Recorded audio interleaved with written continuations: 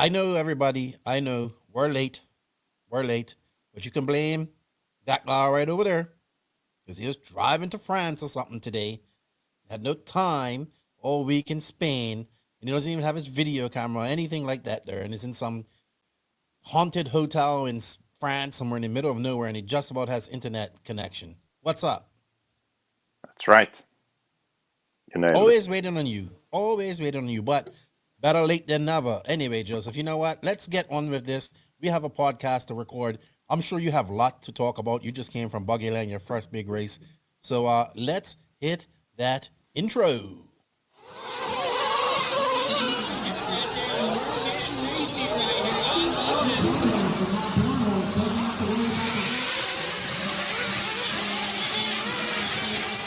Nitro is the glory.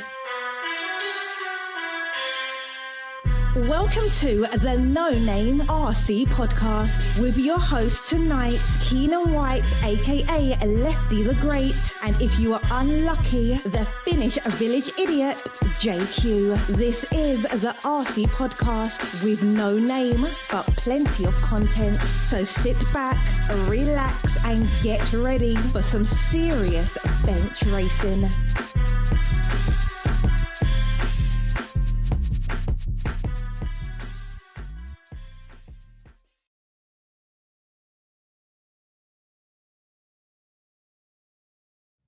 Yes, indeed. Nitro is the glory, but E-Buggy pays the bills. What's going on, everybody?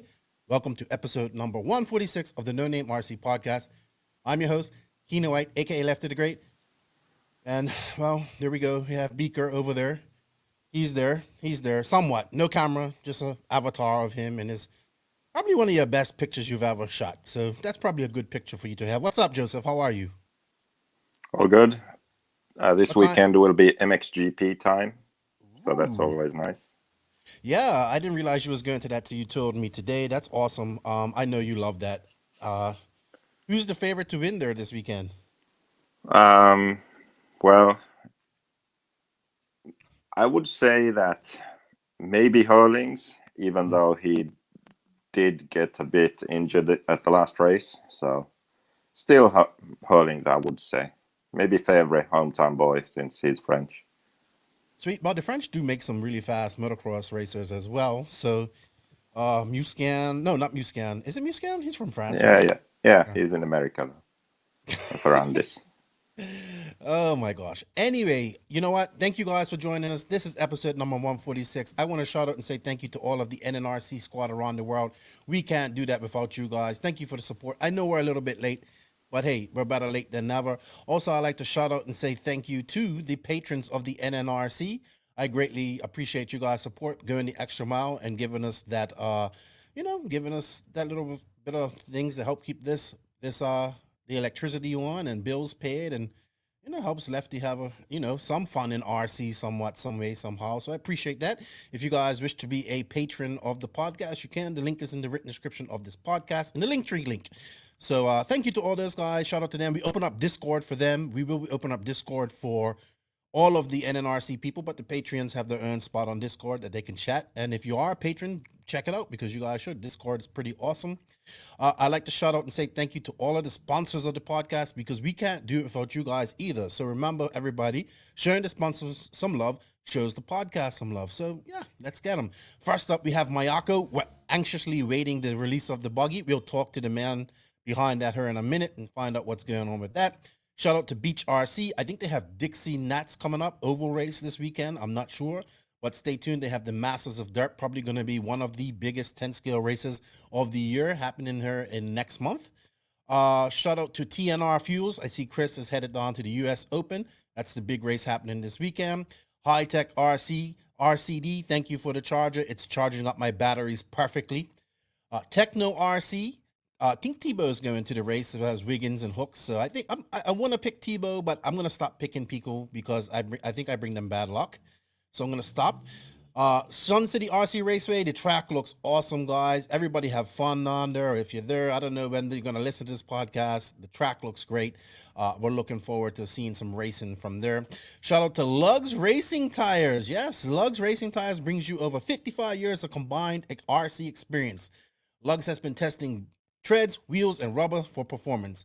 You can check out the Lugs Econ tires, which are developed for racing budgets in mind. High quality but lower cost means savings can be passed on to you, the racer. They also have their premium line of tires, and they are using their custom Lugs molds and the proprietary rubber blend or compound. Tires are available in medium, soft, super soft, mega soft, and now long wear. You can visit www.lugsracing.com and use the promo code NNRC Lugs to save some money off your order. Also, shout out to JQ Scale Motorsports. I'm going to talk to Joseph about that in a minute. Or JQ Racing. Shout out to all my JQ Racing family around the world. Shout out to Papa Willie's Traction Tonic, a long-time supporter of the podcast. Thank you to him and all his support. Shout out to Donathan RC, geeking out on my, I'm going to order some more leads here. I need to get some more leads to charge up some more batteries here. I'm all about e-boat right now. So, yeah. Check them out. We do have a link for that in our written description with a coupon code that you can save some money. So thank you to Donathan RC. I like Zach, cool guy. Racecraft USA, they just released a white block where you can attach your Scott towel or your Blue Shop towel to, and it's attached to your command module. It looks pretty cool. I like that. Check them out. We have a promo code, so you can save some money on that as well. Shout out to RCGP, House of RC. I want to say a special shout out to the Setup app. I think that's such an important thing. I'm going to keep promoting that because I think we should all get behind that and be using that. So thank you to all the sponsors. We greatly appreciate it. And I just want to say shout out to my boy Raja. He's on YouTube. It's his birthday today, I believe, or yesterday. Cool guy. Got a really good YouTube channel. Shout out to my boy Raja. I'll put the link to his YouTube channel in the written description as well. So it's late for Joseph. We don't have much time. Let's have a quick catch up, Joey. So I called you Joey. I know you hate being called that. But that was a mistake. So you've been traveling, man. Back to your first big race. How does it feel? It's kind of mixed, actually. So it's good and bad at the same time. Okay. So the good thing was that I got the car really good. So this track was a good test because it's completely different to what I've been racing on in Finland. So high speed, high grip. It's just very different. So a few key changes and I was comfortable with the car. In the 35 plus main, especially, it was really, really good. So I was happy with that. So that's the positive thing. The car was really good. Then the negative thing was I was kind of off the pace, to be honest. I mean, yes, not even just the 1 second off, but if you look at the best lap times, it's closer to 2 seconds. Like my best was 38.5 in the race, and they were doing 36.9 in the main, and low 37, low 37s. So 1.5 seconds on best lap. That's too much. So was you on suicide watch? No, not really, but it's a bit worrying to be that far off. Seriously. And what makes it worse is that I felt like my car was really good. Well, so to have to face the fact that the car is really good, yet you are that far off, that's not good. Because that sort of reflects on me. Well, Joseph, I think you got to understand. Like I know how you get faster. You have to go to the track. You have to practice. You have to race every weekend. All that type of stuff. That's how you get faster. You're not no offense, and I mean this the right way. And I'm not blowing smoke up your ass. You are getting old, right? So that's probably also a factor, even though you don't want to admit it. And you got a lot. You talk about other people that have lots of priorities going on at the same time. Well, you do too. You know what I mean? You have a lot of stuff going on, and like you can't fully focus on racing. Now, I'm not saying you're gonna you're gonna be absolute crap, because believe it or not, you actually, people think you aren't good, but you are an above average racer. Like you can beat most of the people that hate on you and talk crap about you. You can beat them on the track, right? You know what I mean? Well, besides the pro guys. But hey, man, it's coming to the point. Like your car was good. Your car was good on a track that the old car really wasn't good. Like if we're gonna talk about the BE here, the BE wasn't. Let's be realistic. The BE wasn't really good on high speed, high traction tracks, which was It was good, Buggyland. but that would be its weak point, I would say. Yes, that was his very much Like weak the point. kind of track like this, where it's sort of mixed high grip and low grip, because Mhm. it is high grip, but then there's dust also. So when you go offline, there's dust, and sometimes in some corners there's dust on the line. So you are constantly sort of driving it on this track where you could either sort of almost traction roll or spin Mhm. out. Oh, Does that okay. make sense? So Well, I would have. it's both things in one. You know, Well, there are sections where you could hit mhm. dust and slide, or there are sections where the track is super grippy. So the difference in traction level and the high speed, that's what caused the Black Edition issues, where it got a bit sketchy and nervous. But with this one, it was just so stable and easy for me to drive that I felt confident and comfortable. And that's why I assumed that I would do better. But nah. You know what? Actually, David and I were talking about it, Isherwood, and we just figured out that you just want to be in control of everything so much that you're trying to control everything in your driving, and we think that if you just let loose, you drive so much better. But that's you. You want to control in a specific place that you want to drive and all this type of stuff. And I think if you just said screw it and sent it without responsibility, you'd do so much better. That's always That's my remedy. Yeah, that's kind of how it is, because even here, when I did that, that's how I got my best laps. Yeah. So you kind of have to send it a bit more. So not be so in control and patient and calm. Like you just have to go for it and Well, you throw ain't the car patient and around a calm. bit That's for more, sure. So yeah, but that's what comes with time when you have enough wheel time and practice Hmm. and driving under your belt. Then that's when that comes. Yes. So Also, all right. We're gonna talk more about the race here later on. Let's talk about. All right, can we talk about the Mayako? I actually joined the Discord, and I kind of waited a long time to do this before I got in there. And we actually had one for the NNRC for since beginning of the year.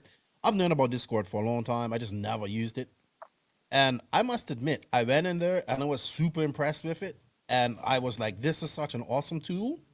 That I was like, all right, Rowan, Barbarian, you made the NNRC Discord. Let's activate it. And I got the patrons in there.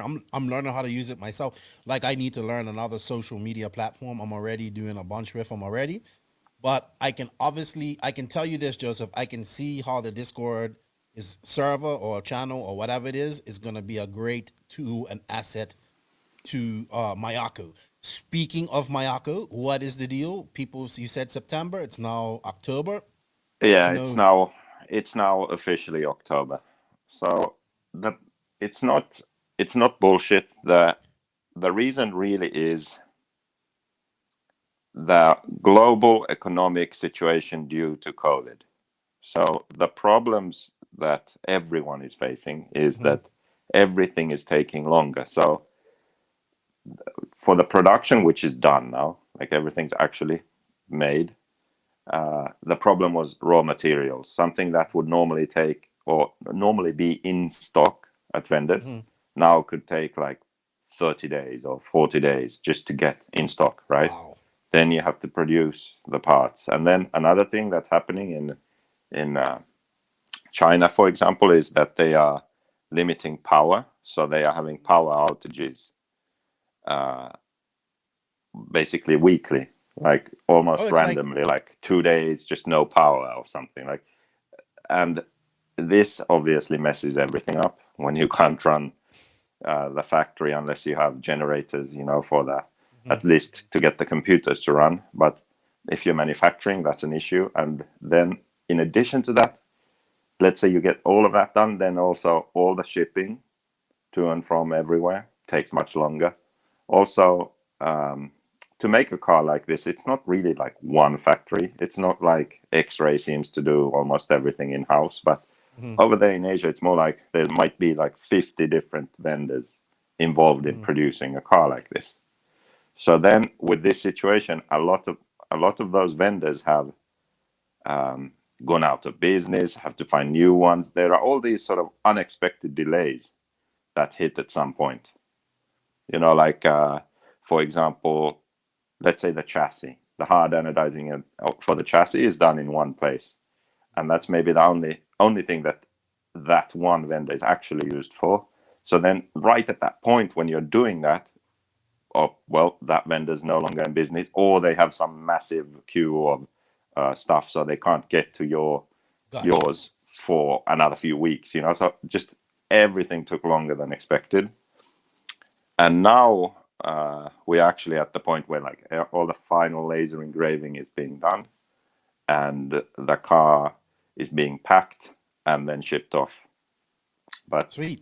The gears are the last parts that we are waiting for, and everything will basically be packed and ready to go, and then receive the gears, and then the car ships. So Yeah. it looks definitely like it's shipping this month now. So finally. Dude, it's not. People just don't get it. Like I was talking to one of the sponsors of the podcast, and they were like, "Yeah, man, we're getting killed on shipping. Like we're having to fly stuff in, and we got all this stuff coming on the boat, but we're trying to keep stock, and we're getting killed on shipping. Like you know what I mean? And it's taking so long.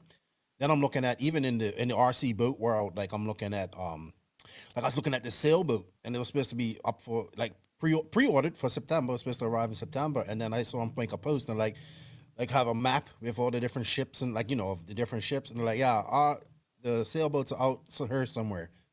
So you got containers, like you got big giant ships full of containers of product, not just RC stuff, but just product in general that isn't getting to let's say to America because this is the main hub. Yeah, they are queuing up to get into the harbor.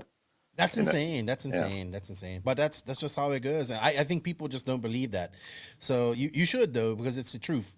But I'm looking forward to it. I hope you didn't put nothing crazy engraving on my chassis, like to tease me.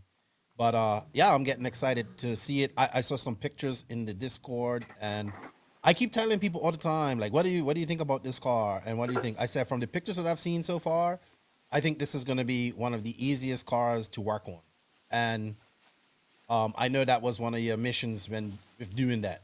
So yeah, congratulations! Wow, that noise is even louder now. Just to try and control that somehow.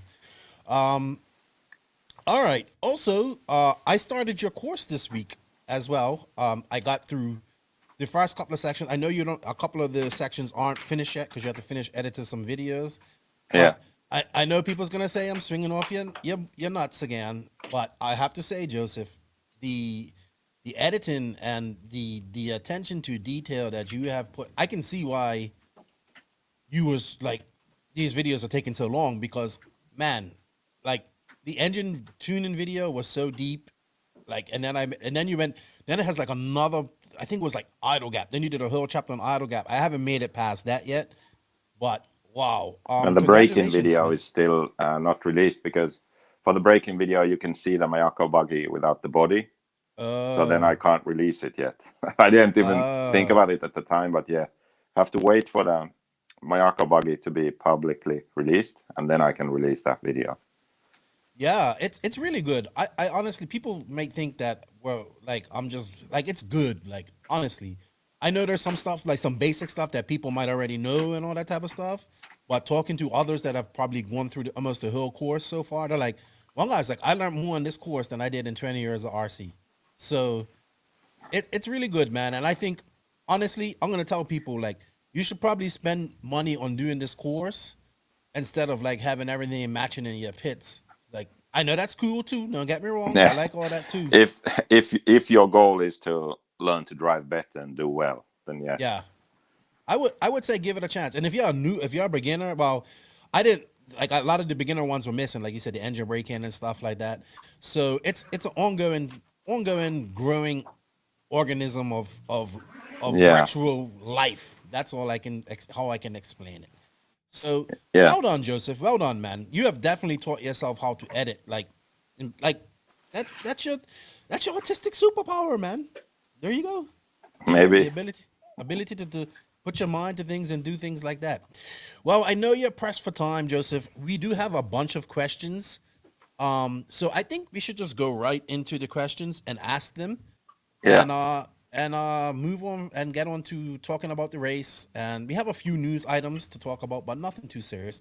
So you know what, guys? We're going to go right into the Beach RC Bench Racing Q&A. Thank you to Beach RC for their support, and thank you everybody that sent questions. BeachRC.com, the racer's one-stop online hobby shop. Choose from all the popular brands and variety in stock with super fast shipping and great customer service. BeachRC.com still has the local hobby shop feel with all the benefits of the internet. BeachRC.com is the exclusive distributor for Ultimate Racing, JQ Racing, Pro Circuit Racing Tires, Nitro Lux Fuels, and Assault RC Performance products. So fill up your cart and check out at BeachRC.com today.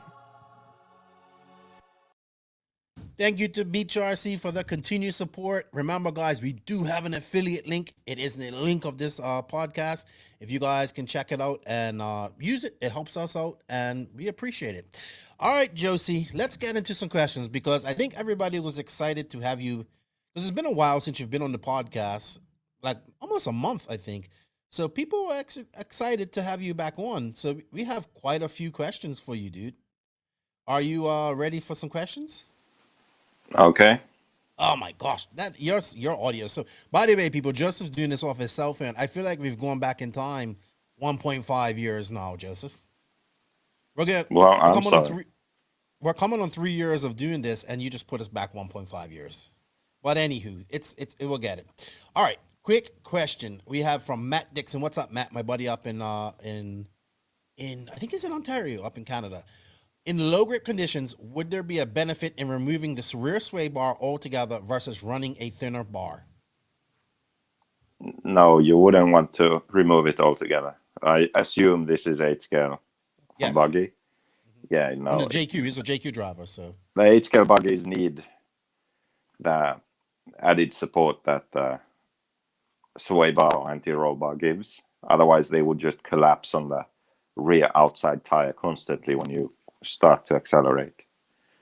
So no, you would never want to remove it. The thinnest rear roll bars that I sort of ever see is really 2.3. Mm-hmm. Personally, I never really go below 2.4. Very rarely even use 2.4, so I use 2.5 or 2.6. It's pretty much it. Our next question is from Benjamin James. What is it going to take to get more top Americans moving up to the higher classes, like modified in both on-road and off-road?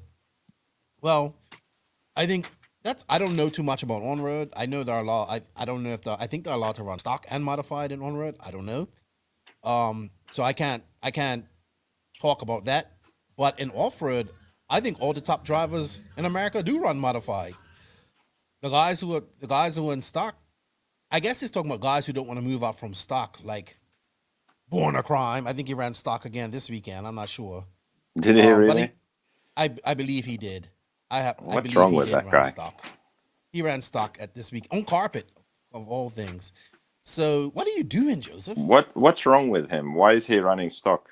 Well, he's gonna run mod in the new year, I think. He did run mod the other day, but I think he had to go up there and I think he had to run stock. So I don't know what it's gonna take. I honestly think modified is actually kind of dying. Like, you know what I mean?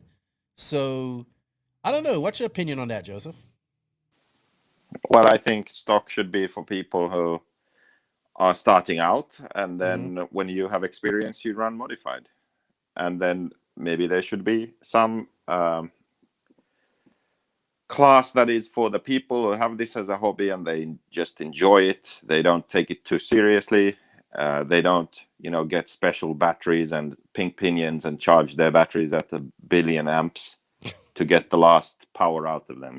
That's not the point of stock. The stock is like, it's lower speed. I can handle this. This is easy. I just race a few weekends every few months, that kind of thing. I mean, that's what stock is supposed to be. But when it becomes super competitive and there's someone who's already a good racer, good driver running stock, I don't see any point in it. Yeah, I would agree with you there. It's a shame we're not seeing more people bumping up to modified and running modified. Run modified with your stock car. Why not just put a lot higher turn motor in there and run it with that? Why wouldn't you do that? Like, I don't understand it. I just feel like we have the perfect scenario there. We have a beginner's class in stock, and then we get, amateur class in stock, and then you can move up to Pro, which is modified, and we just don't even take advantage of it. I wish 8-scale had something like that, but we don't. So I don't know what it's going to take. Yeah. Just start kicking these people out of stock. Like, if make these people, like, if you win the stock nets, that's it. No more stock for you. You gotta go to mod. Like, simple as that. If you should make the top 3 and I don't know, not top 3. I know everybody wants to run it. This was actually a popular topic this week. Evan Osborne, what do you think of the Mugen's new active shock tower for their touring car? Do you think this concept would be any benefit on off-road cars, maybe for a bumpy track? So, have you seen this active suspension, active shock towers, Joseph? I mean, I just heard about it now this week, but I haven't looked at it to see how it works. Okay, so I asked Alex how this works, Hagberg, and he gave me his opinion on it, like what he thinks it's for, because I wasn't sure either. Then Max kind of showed me what it was, and he said it basically works in a way where you drive over a big bump or curb or something, and the active shock tower will help absorb the bump instead of everything going through the shock absorbers. And he says the reason is the M2C has a quite stiff suspension and wheel rate geometry, which forces them to run softer springs to make up for that geometry. So what it is, it looks like, so they want it, so when it goes up on those bumps, they want that wheel to come back down as fast as possible, right? And what happens is with that active, like, so imagine this is, I guess, so you're looking at the car, so the active shock towers move up and down like that too. You know what I mean? I guess you can see it. Yeah. So it just helps force it back down faster. You know what I mean? When it goes over those bumps and all that stuff, so the car can keep constant contact patch to the get constant contact patch to the asphalt or whatever they race on. So I don't know if we can see that in off-road though, because I think like the rigors of off-road 8-scale, maybe 10-scale might be able to do it, but the rigors of 8-scale off-road are just so immense. Like, you know what I mean? That having more moving parts like that just makes it really difficult to do things like that. What's your opinion on that, Joseph? Yeah, I'm not sure something like that would work, but I remember there was this crazy Greek, Manolis, who made his own 10-scale cars and raced the Euros with them.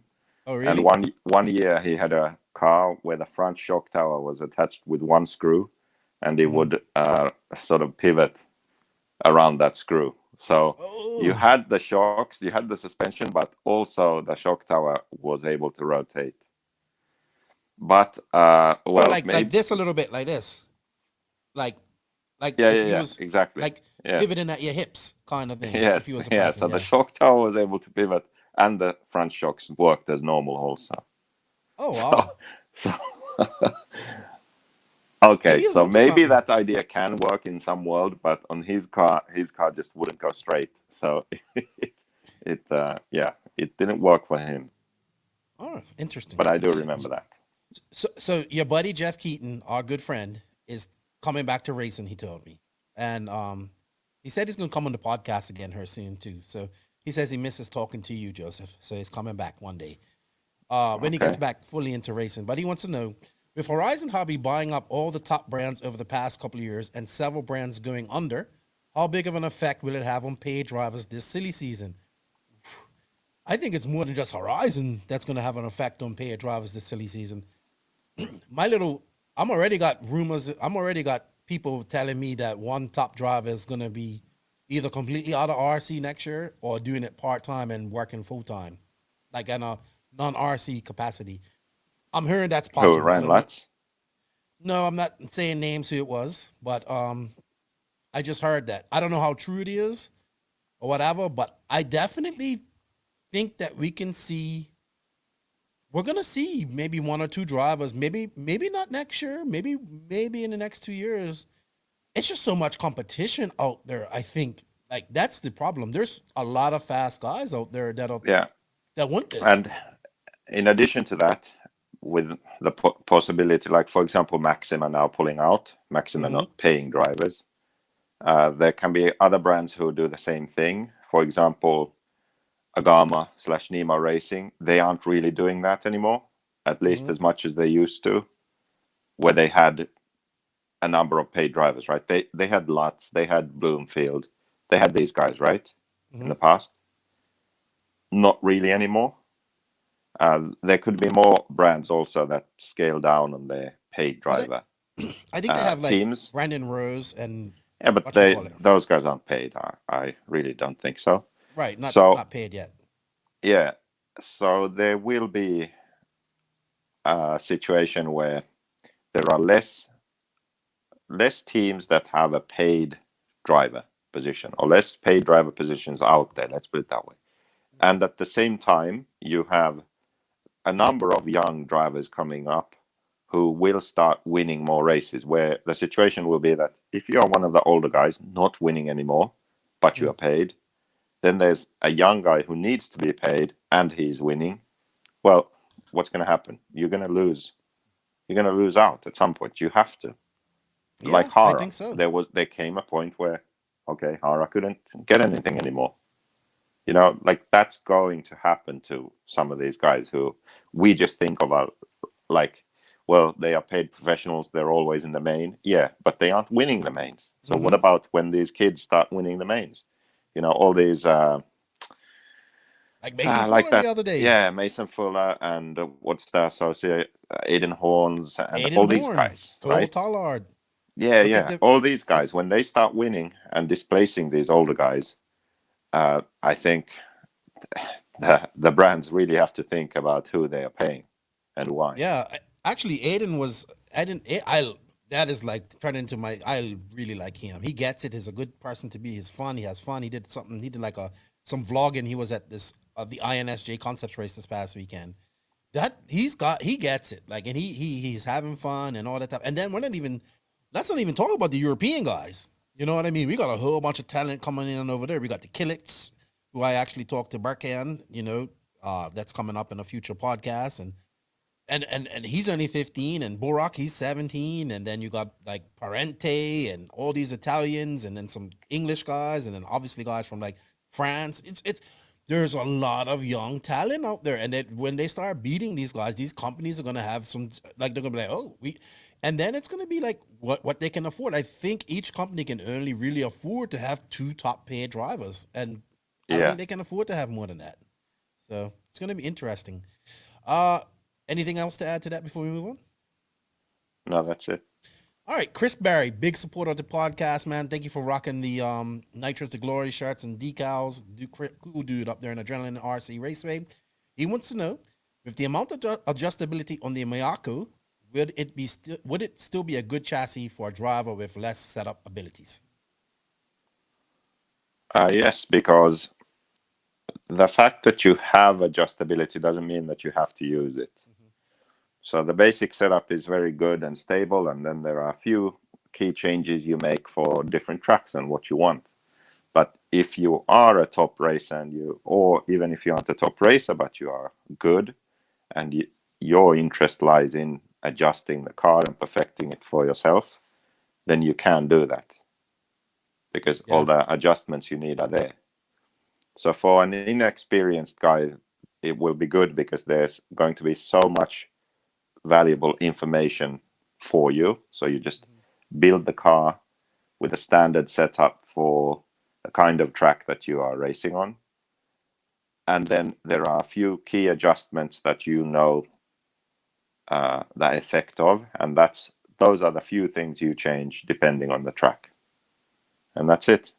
And then for those who want to do more, there's a whole lot more that you can do.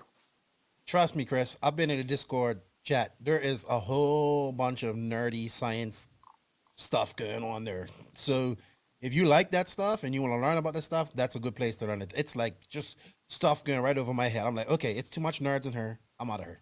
You know what I mean? I mean that in a respectful way, guys. I'm only joking. But it's just so beneficial. Like, you will be able to get. I'm seeing guys helping out each other now with just like their cars, the JQ cars that some guys are running, or even some guys are running non-JQ cars, and people are helping them out in the Discord. You know what I mean?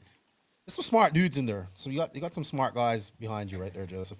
And the Discord has so much more potential for when everyone actually gets their cars and start racing, because the way it is, it's like building a community online. So the same way you would pick up your phone and look at Instagram or look at Facebook or whatever, you can pick it up and look at the Discord. And in Discord, you have sections where, let's say it's a weekend and people are racing, so they can have live videos from the race or live calls talking about setup, asking questions that what should they do. You know, the track looks like this, showing a video of the track, and then people can give ideas like you should try this and do that, you know. So it's it's a really good way of connecting everyone. It's a powerful tool. Yeah. I wish I would have jumped on it sooner, because Rowan was like, man, I'm sorry. And guess what? When remember Facebook, WhatsApp, everything went on. Was it last week or this week? It was this week, right? Yeah. Yeah, like nobody could communicate with anybody. Discord worked. yeah, it did. So that was cool. All right. Just get it, Chris. Just get the Mayako car. You'll be all right. Connie Svensson. What's up, Connie? House of RC. He wants to hear your take on the different brands that performed at Buggyland. Why some cars struggled. Seems like all the pillow cars did well. Max actually called that. He said all the pillow ball cars will do well and Angara will win. And the HB and others were hard to drive, like the HB, TLR, and all that. So do we want to cover this in the race report? I think we should cover it in the race report. Yeah, let's cover it there. All right, SJ Shantler. It's we just answered this. It's October, still no Marco, not even some nudes to keep us going. Why? Because you ain't in the Mayako. You didn't join. You don't show your pan before it's out in it. You show it when it's ready to be sold to the public. Yeah, that's what I would say.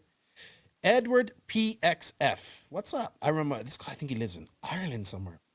JQ, what tire brand are you using at the moment? And have you tried the seismic tires? If so, what do you think about them? Now I'm just using whatever. I used Hot Race at this Buggyland, Hot Race Amazonia. And then for Reds GP, I hear that seismic is the tire to use on that track. So I'm going to try them over there. So you're like David Rutherford now. You can run anything. Yeah. Yeah, that's good. I remember when Greg told you to do that, like years ago. You know what I mean? It is the best way to do it if you can manage, if you can afford it, if you have the contacts, if you have the support. Yeah, it's the best way. Yep. Captain Carl Vuchanek. What's up, Captain? I had a good conversation with the captain here. I'll give you a good topic. There's 9 tracks in Southern California within 100 miles of each other. Is that a good thing or a bad thing for the hobby? Last week, JBRL had only 76 drivers. That's an extremely low count. Coincidence? The opening of the Paris dirt track. How many tracks is too many tracks? How many times can you slice the pie and still have enough to eat? Well, I think a lot of people don't go JBRL because they were going to US Open. That's happening this weekend. But I've asked this question because, you know, like Joe has opened up his track. You got Thunder Alley. You got Revelation. You got that other track in Victorville, which is a part-time track. How many tracks did he say there are now? There are, let's see. Sorry, my eyes. There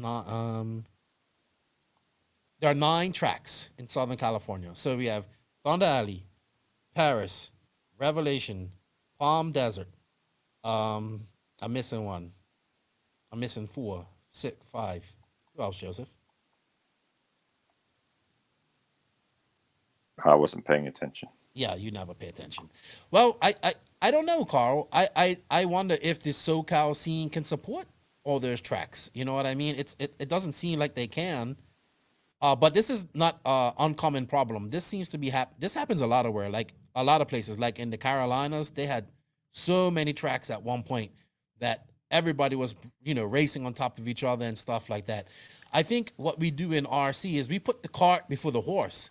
We think we need to build more tracks to get more people into RC, which I think is the opposite way around. When you build more tracks, you just spread out. It doesn't get more people into RC. It just spreads out the little bit of RC people that you have and other tracks close. We need to be getting more people into RC, and then we can have more tracks. So it's going to be interesting to see. And I just think, like, I wonder myself, like, I don't know how long. Paris looks great and all that type of stuff, but how long can it be supported? Like, and how long will Joey want to do that? Exactly. How long will he want to do it? This isn't the like 1990s and the 2000s, and it's just like, you know, Hammett back then. You know what I mean?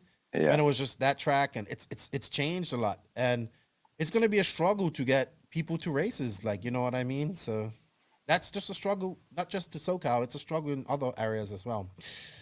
Matt Leachy, he wants to know, did you ever do the video trial with putting a gyro in your nitro buggy, Joseph?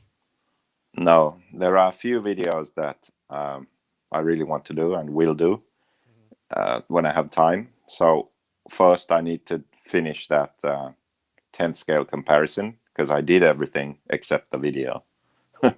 So I need to put that together. Then I want to do the gyro thing, comparing lap times and see how much a gyro actually can help. And then I want to do a tire test where I select one type of tread from all the different brands and I compare them. That could be a really interesting video. So I want to do those. All right. Danny Newman, I haven't spoken to Danny in a minute. Should more pro class racing be on a control tire, or would that be a better concept for sportsmen? Of course, it wouldn't be great for the tire companies, but just for the racing aspect, I am all for spec tire. I don't really want spec tire in the pro class because I think that's like Formula One. That should be open. But Formula One isn't open. I know. Sorry, that was a bad example. But I think it should be open. I definitely am. I just think that, like, I'm all for spec tire after seeing it at RCGP and how many, like, RC2 and how many tires guys went through. Like, one guy said I went through 2 sets of tires the entire weekend and I got more runtime than I've ever had. I am all for spec tire. I would like to see the pros do spec tire too. That would be interesting too. Then we can see whose setup ability is the best. Yeah, that'd be interesting. So there are a few different things about spec tire. So I think that for most races there shouldn't be a spec tire rule. That the spec tire is most beneficial for the big races that people travel to. That's where it saves the most money, because if you're traveling to the other side of the world or the other end of the country for some big race, you're flying there, that's where it starts costing money. If you care about your racing, you want to do the best you possibly can, you need to have the right tires. Most of the time they aren't available at the race, so you have to buy them first, which means that you either have to ship tires or have an extra bag or something, so you have a lot of tires with you. So you've invested in a bunch of tires of which you will only use a few. And most likely you won't have the right ones anyway. That's how it always goes.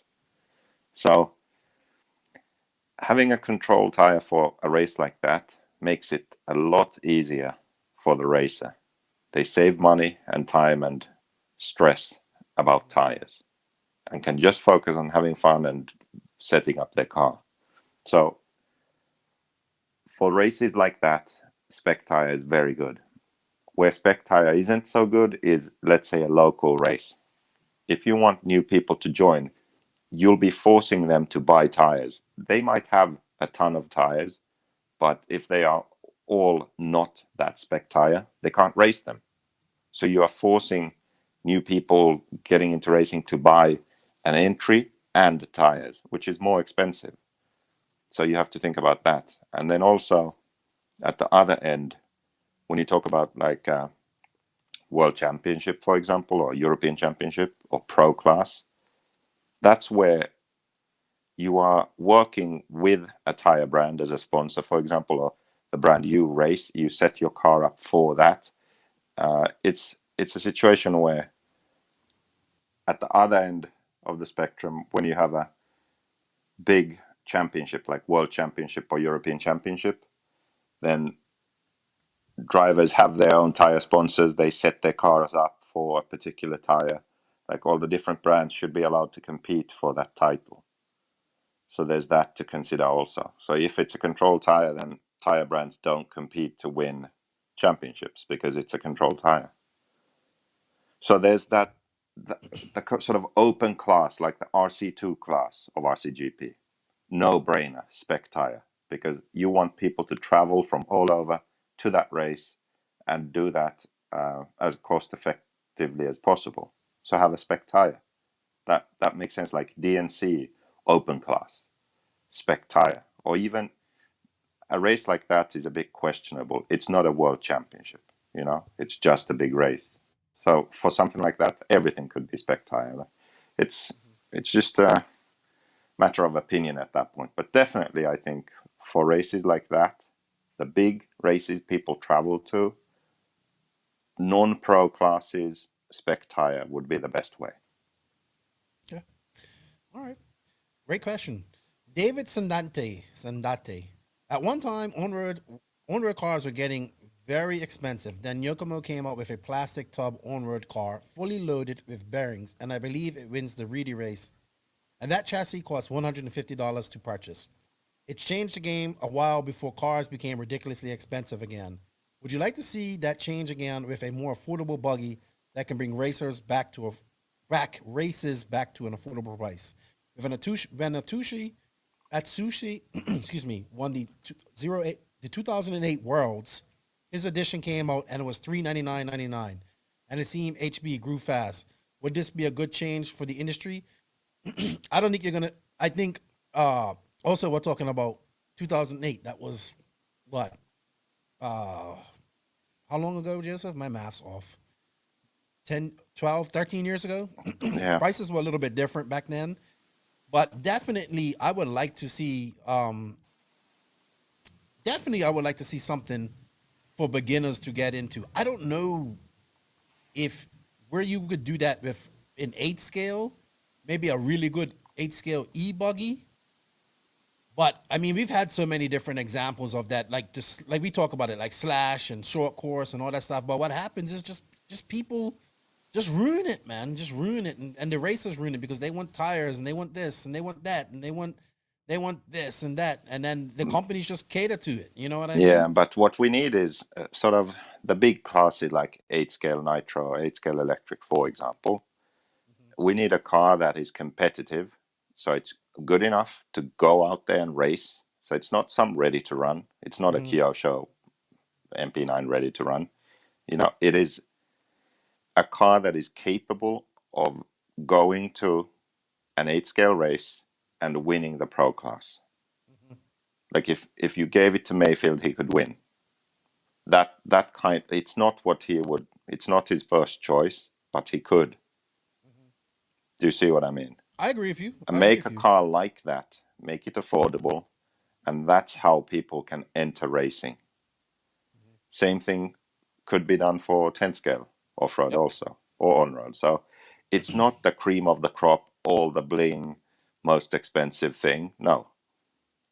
There are ways to make a car like that, design a car like that, where it's affordable, but it doesn't have to be so downgraded that races look down on it and think like you can't race with that. You need this other thing. I agree with you. You know, it needs to be good enough to race, good enough to take it as far as you want in racing, yet it's affordable. That we need that. Yeah. We need to lower the. We need to make it easier for people to enter racing. Yeah. The gap between the basher and the racer is too big. I would agree with you there, 100%. Robert Maskell is another silly season question, but I'll ask it. I think we kind of covered this. So if the seeming surge of new talent coming through Europe and USA, 8 scale buggy is talking about, is the silly season going to get more interesting? Will manufacturers expand teams and give the upcoming drivers less of a deal, or do they risk losing fresh talent to a higher bidder?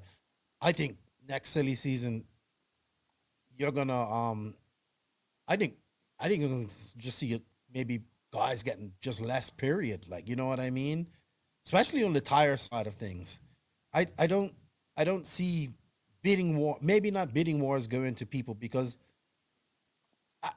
I hate to say this, but I just think we're getting to the point where we don't see just a professional driver generating sales for your car. Some do, yes, some do. But it takes a lot more than just a driver to sell cars. It's a whole, because that's what it comes on to at the end of the day, to sell product, right? You get these drivers to win with your product, to sell it. but it takes more than just winning. It takes more than just that. It takes and it takes a lot more than that. It and especially in this day and age, you can't be the introverted in your corner. I'm not talking to anybody. I don't want to speak to anybody. I had a bad run. You got to be like a character and all that type of stuff. I just don't. I see this and this young talent that we're talking about. We like them and they're fast. They have to win. You know what I mean? Second, third, top five, make like you said, making the finals. They have to win. When they start beating the older guys who have earned their rights to be there, like Mayfield, Tebow, even though Fenn's young, he's still a veteran, and these guys, when they start beating these guys in the regular, then, or then they can their game, their value goes up. I know a lot of guys. I think their value dropped, like their stock dropped this year. Like you know what I mean? That they were fast, they were good in 2020, and I just think their stock plummeted this year. You know what I mean? There's a lot of top young guys that I saw in America that weren't making mains and stuff like that this year. So it's gonna be. I think we're gonna see a lot of penny pinching in this upcoming silly season. Honestly, I don't think you're gonna see big contracts being thrown out and a lot of money because companies just don't have it. I think there will be some big moves this silly season. Because with COVID and everything that's been happening in the world and RC, I would expect some big moves to happen. When you mean big moves, what do you mean by that? Like just big moves, as in this person's Just going to like run for a company that you didn't think yeah, they like would? how when Cavalieri went to S Works, then he went to TLR. Like that was a big move, And Right, they're going to go. Who's going to pay him? Yeah, Testman went to X-ray. hot race and X-ray and these kind of things. Like we're gonna see some big moves, I think. I think we're gonna see big moves, but out of necessity, Yeah, not out of because they're gonna pay more. You know what I mean? I think they're gonna be like, hey, I have to get what I can get. Because like we've spoken a few years already, like there are companies who need to change the way they are working, right? And with that comes the necessity for some to switch, or they choose to switch. So I would expect something like that to happen. Yeah, and still you got the young guys nipping at their heels, man. Yeah, I think you're gonna see. We talked about it. I just think you're gonna see a lot of changes, but not in the way we think we're gonna see it. You know what I mean? And not because of certain reasons. Guys gonna be like, I need to get a paycheck. I'm going wherever gives me a paycheck. That's what they're gonna do, and that's what it's gonna come down to because guys need to make a paycheck. All right, on to some Instagram questions real quick. Hyperflux 2.1, what's up, dude? When my subscription expires and if I don't renew, do I lose all that on there? He's talking about the invisible course. Is my hard drive swiped clean? $400 hard-earned American dollars flushed down the drain. I don't know who this guy is, but he's definitely funny. He's asking about the invisible speed course, Joseph. the course, it's valid for 3 years. So after that, you lose access. He says, are you going to swipe my hard drive? Yeah, well, the thing there is that you can probably screen record them or whatever, but you won't get any of the updates. So there will be some really good updates. And also, when you get that full course, you have access to a Discord server. And that's obviously really helpful, just like the Mayako one is. So you want to have access to that. And you need the course to have access to that. So I don't think it's too much to ask that you get $400 every 3 years, right? If you're really into racing, you want the best information, you want to learn, then $400 every 3 years is not really that much, I think. Okay. There you go, Hyperfly. He actually has 2 questions. Joe Mello, top 5 drivers in the Buggyland run bowls. When will JQ convert himself to bowls? Never. You see, that's the beauty of the Mayako. So I run balls substitute. I'm not into the balls, but you got fake balls are pretty good. Yeah, so there are two different front ends on the Mayako. You can run the traditional C-hub, which is a not zero KPI or just a bit. And that drives like your Black Edition, your Kyosho, your HB, a C-hub car, right? So you have good off-power steering, responsive nature of the car, point and shoot style driving. Yeah, that's how it drives. But then you have a second set of C-hubs, and the design of that is actually made to work similarly to a pivot ball car. So it transforms the feeling of the entire car. So now you have a car that's very neutral, off center, so smooth initial steering, less off power steering, a lot easier to drive on tracks like that. You still have steering because it's very good on power. You can drive the car more safely on power. It doesn't want to catch stuff. It doesn't want to flip over. So that track that we just were at, the Buggyland, where the pillow ball cars dominated, I ran that front end on my Mayako. So I was essentially running a pillow ball car there. But if you look at it, it looks like a C-hub. So that's the beauty of the Mayako. You have the choice. If we go to Harper Adams Neo Buggy race, maybe I would prefer the C-hub style because I like to drive calm and off power, yet have that steering in the tight corners. I don't want to be sort of aggressively throwing the car into the tight corners. I just want it to rotate, turn. So I'd run the other C-hub there. That's something you can do on this car, which you can't really do on the other cars as effectively and well as this. Okay. Cool. I know that, but I'm interested to see if that really works on like people like me who are plebs and squids who can't Yeah, really it does. drive. All right. Hyperfox has another question. He asks, he loves Max. Not really. He asks, is Mighty Mouth Max more going to run the Mayako car? I think he's happy with his associated car. How does Battier always come from the back of the pack in the mains? I think first of all, his setup is such that it sort of works the best after a while, not in the first few minutes. And also, I think his driving, the way he drives, he needs to get in a rhythm, and he can do that in the longer main. Sweet. I think so too. I thought he was going to do it this weekend, to be honest. I thought he was going to come back and win it, but yeah, me too, because very early on, he somehow got into third place. Yeah. So I was like, holy shit, like Robert's coming, and he started back in the pack somewhere. Yeah. But I wouldn't know. happened. I couldn't really watch it, so that's going to be one of my rants here in a minute. All right. Fred Costa, I believe he's from Brazil. Why spacing the link on the rear tower affects rear traction? It's like, I don't know if he's talking about I don't know if he's talking about do you space the link, or is he talking about the? Well, let's just assume that he is correct and talking about link. So the reason is that if you have watched any of my videos, by now you will know that as a car corners, there are forces that travel through the upper links and the lower arm. So the outside tire, if we just focus on the rear end of the car now, it's easier. So the outside rear tire, if there was no upper link, that tire would just flop on into positive camber. So that the wheel would fall over outwards. So the upper link is actually pulling on the chassis, right? Do you understand what I'm talking about? Yes. So you talking about now, the jacking?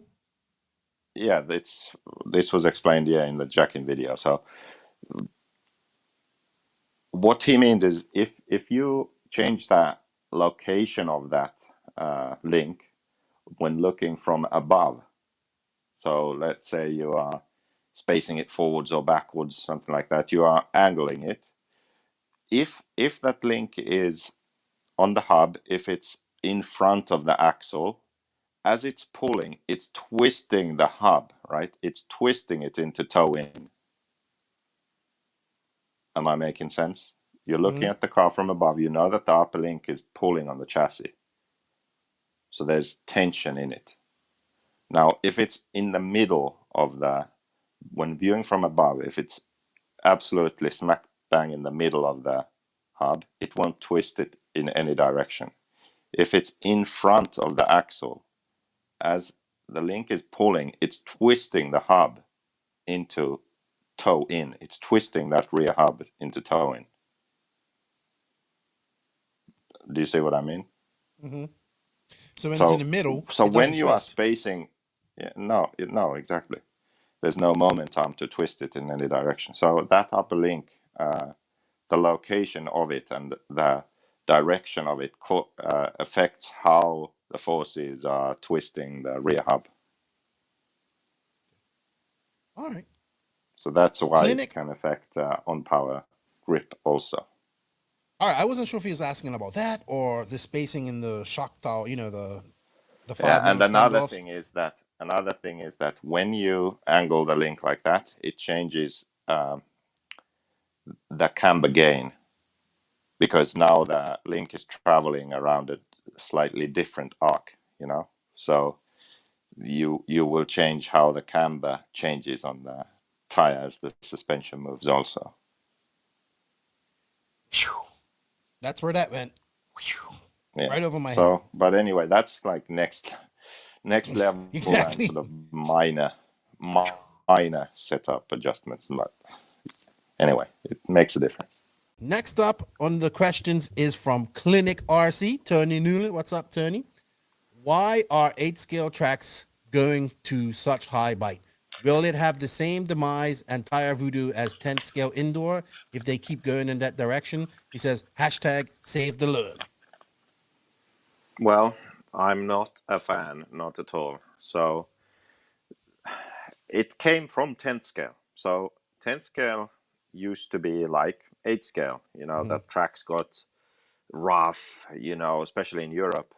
Outdoor tracks, a bit dusty. They got a bit rough. There was the real off-road element to it. And then the trend was in Europe to, race more on carpet, race more on Astro. And then in America, all these indoor super smooth clay tracks, racing on practically slicks, high bite, And then that sort of transferred outdoors, where the outdoor tracks started really smoothing out the surface and using some kind of chemicals on them. So sugar, water, or some binding substance, so that the track was like concrete. High bite, super hard, smooth, right? And that, I think, from 10 scale has transferred over to 8 scale now. So now what's happened is not so much in America, I think, yet. Like California tracks, they get rough. But if you look at like the big international races, the ones in Europe, the ones in Asia, the tracks tend to be treated. They start off super smooth and they stay that way the whole race. Personally, I'm not a fan of that, especially if that surface is high bite also. For me, it's like on-road with jumps kind of feeling. It's like supermoto, where I prefer motocross. So it's some people love it. Some people love it because the cars stay cleaner normally on tracks like that. They are more consistent, but just it's not my preference. I like it when tracks. My favorite tracks are tracks like DNC in Arizona. That kind of track where it's real off-road, it wears out, it gets rough, you have to pick your lines. The traction is still good, but it's just, you can't just pin it. You have to think about where you place your car and how you drive, and those kind of tracks. I really like that. Or Thunder Alley also, when there's a bigger race and it gets rough. I really enjoy tracks like that. That's real off-road for me. That's 8 scale, That's how it should be. I think if look, there's enough RC racing to go around where we can have. This has been a year we've seen smooth tracks, we've seen extremely rough tracks. So we've seen a mix. I think there's room for both of them. The issue is Yeah. when people only want smooth tracks that don't Yeah. get dirty and all that type of stuff, because those tracks are really hard to keep up, and mostly you need a roof and all that type of stuff. Don't get me wrong, I like that. I like both. But I think if we start having to have ghost treads on tires and all that stuff in 8 scale, we're just going to see the demise of 8 scale, because I honestly think that we're seeing it's hard to say, but I honestly think we're seeing 10 scale, especially mod. I would say mod in America is definitely becoming less and less.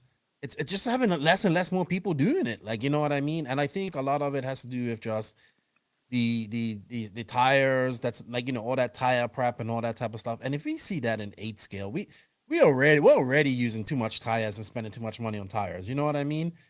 Add on that, we gotta sauce them and sand them down. That's it. Like, it would be over for 8 scale racing. So we need some loom. We need some smooth tracks. We need all of that. But I think I think as a driver, you should want to be good on all surfaces and not great on just one. You know what I mean? Does that make sense? You want to be able to drive all surfaces and be able to do good on one. Yes, you might excel a little bit more on one surface because you like it more. But I think if you can put your mind to it and drive on any type of surface, the amount of grip, bumps, and all that type of stuff, it just makes you a better driver, in my opinion. All right. Yeah, I would just add that, for example, like is a series like RCGP, if there's one track that it's super smooth, like a good surface, high grip, that's fine, as long as they all aren't that, or all that international big races in the world, as long as they all aren't that, then I'm okay with it. Yeah. I'm not a fan, but it's okay. For a series like RCGP to have some variety, one track like that, and then 2 tracks that are your normal sort of average off-road tracks, and one track that gets really bumpy, okay, then you have 4 different or 3 different styles, with 2 of them being your average off-road track. That's fine. Yeah, I agree with you there. All right, next question is from Rob McLean. He actually made a video about this. You can check it out. He actually tagged your video, your channel, Joseph, and Max's channel in this. And his question, it was a video about dual rate, because him and his son have just started doing some touring car racing, so they're playing with dual rate. He goes, I have a question for Max or JQ. And he says, he wants you to go full science mode. He goes, on steering, exponential versus dual rate versus curve. What are the differences and how do each affect steering? Okay, well, dual rate affects the end points, so EPA, but equally left and right. So what you do is, when you set your radio up, you set your endpoints with the dual rate at 100. Okay, and one thing many people miss is, if you have very unequal endpoints left to right, it means that something in your linkage isn't built correctly. It means that basically one direction versus the other, the transmitter, the movement versus the servo movement isn't the same. So left and right turning isn't the same exactly. So what you should do is, you should achieve a setup where endpoints are equal left and right. And you do that by changing the length of the link that goes from the servo to the servo saver. So you can experiment yourself. If you have this situation, then lengthen or shorten that link, adjust the neutral so the wheels are straight forward again, and then reset your endpoints. So by doing this, you can achieve a situation where your EPA is equal left to right. That's what you want. Then if you then adjust dual rate, what you do is, you might be in a situation where you just have too much steering. If you go down on the dual rate, you reduce left and right steering equally. So the whole car just has a bit less steering, because you have less physical steering with the wheels. So that's what dual rate is for. Then curve and exponential are the same thing, just different names for it. But I think that some radios have different kinds of settings for that. So exponential is a percentage setting where you use negative exponential to, instead of having a linear movement, make it so that initially the movement is less and then it catches up towards the end. So that towards the end it's a bit faster, right? Because initially it slows down, but it has to reach the same point at the end, so it has to speed up then towards the end. But the reason some radios have curve is that you can set that curve yourself. You can modify the shape of it how you want.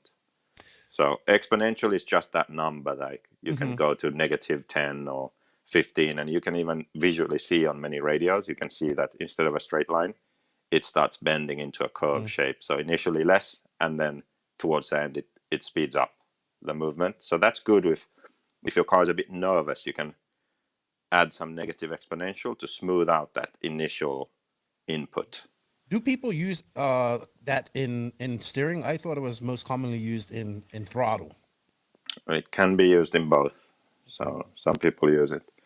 And for the curve that you can adjust yourself, where I have used that is in electric, where 8-scale electric off-road, where I couldn't get my speed control to feel right, then you can modify that curve how you want, so more drastically than the exponential, to get that throttle or brake feel that you want from your speed controller.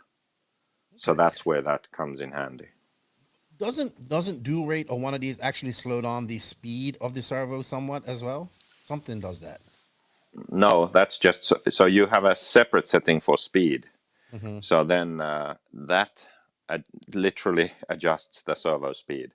Many, even really good, like even pro drivers, adjust the speed of their servos to get the right feel. Because today we have servos that can be too fast even. So, you can slow down the servo a bit if you want. Okay, got you. All right. I honestly thought dual rate was what slowed it down. I did not know that about dual rate. No, dual rate is just the overall movement that the servo has in either direction. Wow, so you learn something new every day. You set your EPA, your endpoints with the dual rate at 100, then that's the maximum steering the car has, and then you can reduce from there. But one thing with all these radio settings is don't go overboard. It's supposed to be, a minor adjustment. So let's say 5, 10, 15, 20% or clicks or digits, on whatever setting you do. That tends to be the range that you stay in. Okay, got you. I did not know that. I honestly did not know that. All right, we have two more. We have two questions from Troy Nicholson. He wants to hear your opinion on the Agama car with the lay-down shocks, and he also wants to know how much would it cost for someone to develop shocks like real race cars have, and versus what we have now. What would the cost versus reward be? Okay, so for the Agama car, the issue with a setting like this is that the speed of the piston itself in the shock is much lower than what we have now. Because, just looking at the pictures, I guess this is the case because they're using really short shocks, right? But they still have the same wheel travel. So for that same wheel travel, the piston is moving a much shorter distance. That means that the speed has to be lower. And what happens with this is that the way our shocks currently work is we have very basic shocks where at low speeds, the piston moves through the oil moves, flows through the holes in the piston. Then as the speed increases, the friction of that piston moving through the oil increases to the point that it actually locks up the shock. And that's what we call pack. So that oil cannot physically squeeze through the holes in the piston fast enough so the shock locks up, right? That's how it's the opposite to how any form of full-scale racing adjusts their suspension. That would be a catastrophe, a disaster if that happened in real racing. but that's actually how we set our shocks up.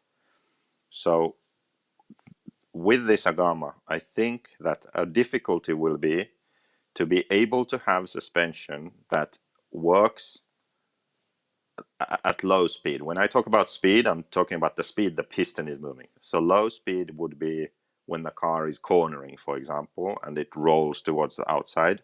The suspension is moving, right? That's what gives the driver the feel of the car. That response, the feeling of driving, is these movements that the chassis makes. Diving, squatting, rolling. That's low speed suspension movement. So the relationship between that and you landing a jump or hitting a bump on the straight. So when there is a shock to the suspension and the piston moves quickly, suddenly, that relationship is hard to achieve. So it works right with that suspension that they have if you use the kind of shock we have now. That's why if you look at our cars, all the cars have pretty much the same length shocks, same diameter, very similar locations on the shock towers and arms. That's because it's like a compromise. That works at low speed and high speed. The handling is predictable. They all do very similar things. Through iteration over the last decades, this is what we ended up with, because this is what works. So if you deviate a lot from that, it's not going to work right everywhere. And then that is a good segue to the next question, which was about shocks. That's actually one of the things that I hope to be able to develop in the future with the Mayako project, because with Mayako, the whole goal is to innovate and try and progress. Like RCGP was for racing, like a new concept, new way to organize races, trying to set a new standard with the media production and coverage and all that stuff, right? Bringing full scale to RC in a sense. That's Mayako, but for car brands. That's the direction I want to go. I want to bring something new. I want to change the way we set our shocks up and how they work and all that stuff. That eventually down the road, that's something I want to do. It's not necessarily about the money, but it takes a lot of time and effort. And there are too many things right now going on that need to be done before that. But eventually, that's something I want to do for sure.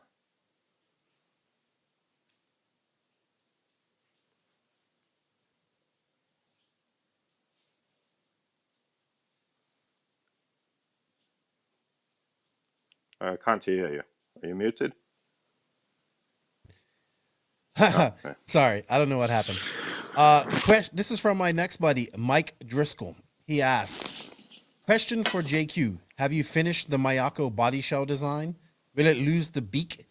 Will it fit the BE? And when will there be a Mayako e-buggy? He actually pulled up the picture of that Muppet, the bird Muppet, that blue bird Muppet. Yeah. And I was like, oh, is that where JQ got that from? I don't know if he did, but it looks very familiar. It looks very familiar. So he wants to know about this Mayako body shell. The body is done. Yes, it keeps the beak. And what was the other question? Will it fit the BE? Oh, no, it doesn't fit. You got to buy a Mayako, Mike. You got to buy a Mayako. All right.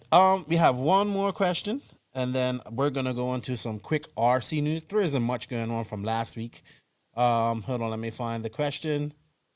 This comes from Magnus Berglund up in Sweden. He wants to know, why didn't two-wheel drive 8-scale catch on an off-road? There were quite a few cars in the 90s. And he goes, what would an 8-scale off-road two-wheel drive look like if someone made one today?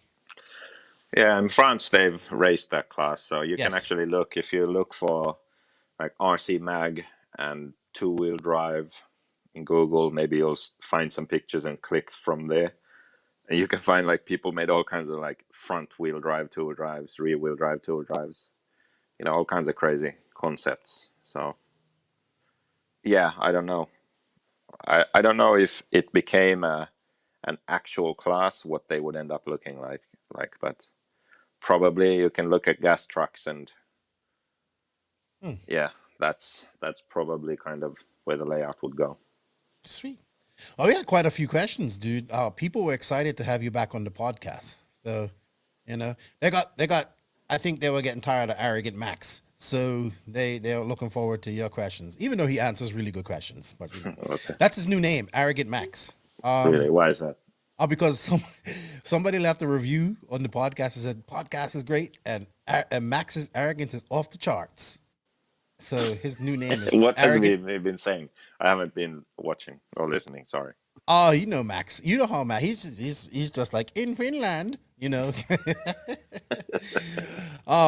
so he even has his own section on the Discord called Arrogant Max. Ask Arrogant Max. So he likes it, and we all need to give people nicknames, don't we? All right. Thank you to Beach RC for their support. We greatly appreciate it, man. If you guys can use that affiliate link, it's in the written description of this podcast, and in the Linktree link. That Linktree link, if you click that, you go to all of our socials. Everything is there. To do it, the NNRC is right there in one link. So check them out. If you could use that link, that affiliate link, it helps us out. And thanks to those guys. He had Dixie Nats this past weekend, and he's got the mod race coming up next month. All right, Joseph, it's time to go on to some RC news. We don't have much. Part of our news is going to be talking about the Buggyland race. So, yeah, this is brought to you. The RC news is brought to you by TNR Fuels and Hitec RC. Here at the NNRC, we are all about that glory, and that glory is nitro. TNR Fuels is the hottest nitro fuel in the market, owned and operated by Chris Nelson and his family. Made by racers for racers. TNR Fuels is currently available throughout the USA. He's also working on some international shipping. For more information to support the company or purchase some fuel, visit them at www.tnrfuels.com. Contact Chris Nelson directly at chris@tnrfuels.com or find them on House of RC or Facebook. Also, big shout out to Hitec RCD. I see a lot more people starting to run Hitec again in the racing community. That's great. They're coming back to racing, and it's good to see. I'm enjoying my charge over there. Hitec RCD is a leader in RC systems, delivering the highest performance and reliability, supported by dedicated customer service personnel. The HSB 9381TH servos have efficient brushless motors, titanium gears, low consumption, constant output, and a metal case. They also rejuvenate power back into your battery on braking. It's true. The guy Mike Mayberry talked about it when I interviewed him. It's actually developed by the guy who did it for Tesla. The RDX2 Pro charger can charge up to 2 4-cell packs in just 45 minutes. I'm actually currently charging up some batteries right now, and provide power for engine heating and tire warming. Also for charging up your cell phones too. Trust in Hitec, your server and charger headquarters. Visit Hitec RCD, where to buy for your nearest retailer. So thank you to TNR Fuels and Hitec for their support of the podcast. Please show them some love. All right, Joseph. Really not much news from last week. I think the weirdest thing was J Concepts actually had 2 races on the same weekend. They had the J Concepts West Carpet Championships, which were held at in PDX Underground, which is up in the Pacific Northwest. I believe it's in Washington. And I think Dustin Evans, real quick, let's just go through who won this, because it's I know we're not really feeling 10 scale at this moment. So let's go. 4-wheel drive, 10 scale, Ryan Mayfield, Dustin Evans, and Andy DeBrino. I don't know who those guys are. Harley Yoshi was there. Man, Ryan Mayfield went up there. It was just Dustin Evans. Dustin Evans hasn't raced much this year, it seems like. So Ryan Mayfield wins 4-wheel drive. And who was 2-wheel drive? I think Dustin Evans actually won it. And Dustin Evans bested Mayfield in 2-wheel drive and won that by 3 seconds. It looks like just under 3 seconds. And that, I think that was, and then Austin Cracknell, he must be a local. He came in third. So yeah, I guess if this race had not been on the same date as the other race, there would have been a lot more people there. Now the next race was I know we just talked about tires and 10 scale facilities, but I must admit this facility, Hoosier RC Hobbyplex, I believe it's in Ohio. I could be wrong. But man, this is a beautiful 10 scale facility, Joseph. Like, it's really nice. The track's good. The people, like, everything's all digital. There's no paper. It's really nice. I think they have Yeah, it's a really nice looking 10 scale track. So and actually Aiden Horn was there. He was doing some vlogging. This race had a little bit more of the younger talent. We had Aiden Horn in 2-wheel drive, finished first. Cole Tollard second. Congratulations to Brennan Schimmel, man. Third place. He beat out Dakota Fenn, Tyler Jones, Charlie Marinana, Aaron Kaufman. He beat out some fast guys, man. He's been doing a lot of 10 scale racing, and that's a good third for him. So congratulations to him. Beating out his teammate, Dakota Fenn, by like 4 seconds. Impressive. Well done, Brendan. And well done to Aiden. His vlogs from there was really good. I really like that guy. I really like Aiden Horn. And in 4-wheel drive, we had Dakota Fenn in first, Cole Tollard in second, Aiden Horn in third, and Brennan Schimmel in fourth. Tater Sontag fifth. So yeah, this race had the more talented. This race had a deeper field of talent to go to. I just kind of wish this would have been planned so all these guys could have attended these races. But I guess with so many big races and so many different races being big races that, it's kind of hard to. It's just hard to schedule races nowadays. You know what I mean? So, anywho. All right, Joseph, you know what, man? I know what everybody is waiting for. I've been waiting for this. I haven't even really talked to you about this. So let's talk about your first big race back at Buggyland. It was not, now that we're recording this is like a week and a half ago. So it wasn't this weekend. It wasn't, this podcast is a little late. But it was last weekend that you did this. And I have to say right off the bat that I actually thought that this track is absolutely amazing, dude. Tell me a little bit about the track, where it's situated, and all that type of stuff. Yeah, so the track and facility and location, it's all great. So it's in Madrid, so central Spain, 15 minutes from the international airport, 15 minutes to the hotel. They have a deal with it, so they get a special discount for the race. So almost all the races that traveled probably stayed there. So it was great, the international races were in the same hotel. And that always makes for a better atmosphere at the race, I think. The track itself, Miguelo, the track builder, he's building a ton of tracks now all around Europe. Mm-hmm. He's like the Joey of Europe in that sense. Mm-hmm. And he builds really good tracks. The tracks flow very nicely. This one actually didn't have any really big jumps, which was kind of different, I think. So it was super fast, a lot of elevation change, rollers, smaller jumps. Yeah, it was just really fun to drive. He always has some good chicanes also, and yeah, a real challenge to go fast, definitely. Yeah, now does he treat this dirt, or is just water and just how the dirt is? I don't know what he does actually. He does build some great tracks. He built Yao Figueiredo's track. Yeah, I'm not sure. Like, it doesn't seem like it's that treated, I don't know if he does put something to bind it a bit, but mainly it's just a lot of water and rolling. And when we start racing, it's wet, and then it sort of grooves up. So, okay. Yeah. Well, this race was stacked in European talent. It's probably it is. There's a loud wheel or something out there my door. This is the second race that all these guys have gotten together to race again. I mean, we had Barufalo, Ranafout, Coelho, the Killick brothers, Ongaro, Savoya. It was Barton. basically a Euros minus the English guys, only boots from England. Yeah, I would have to agree with that. You only raced Nitro Bug. You didn't do e-buggy or anything like that, right? Yeah, only Nitro Bug. Yeah, you don't race e-buggy anyway.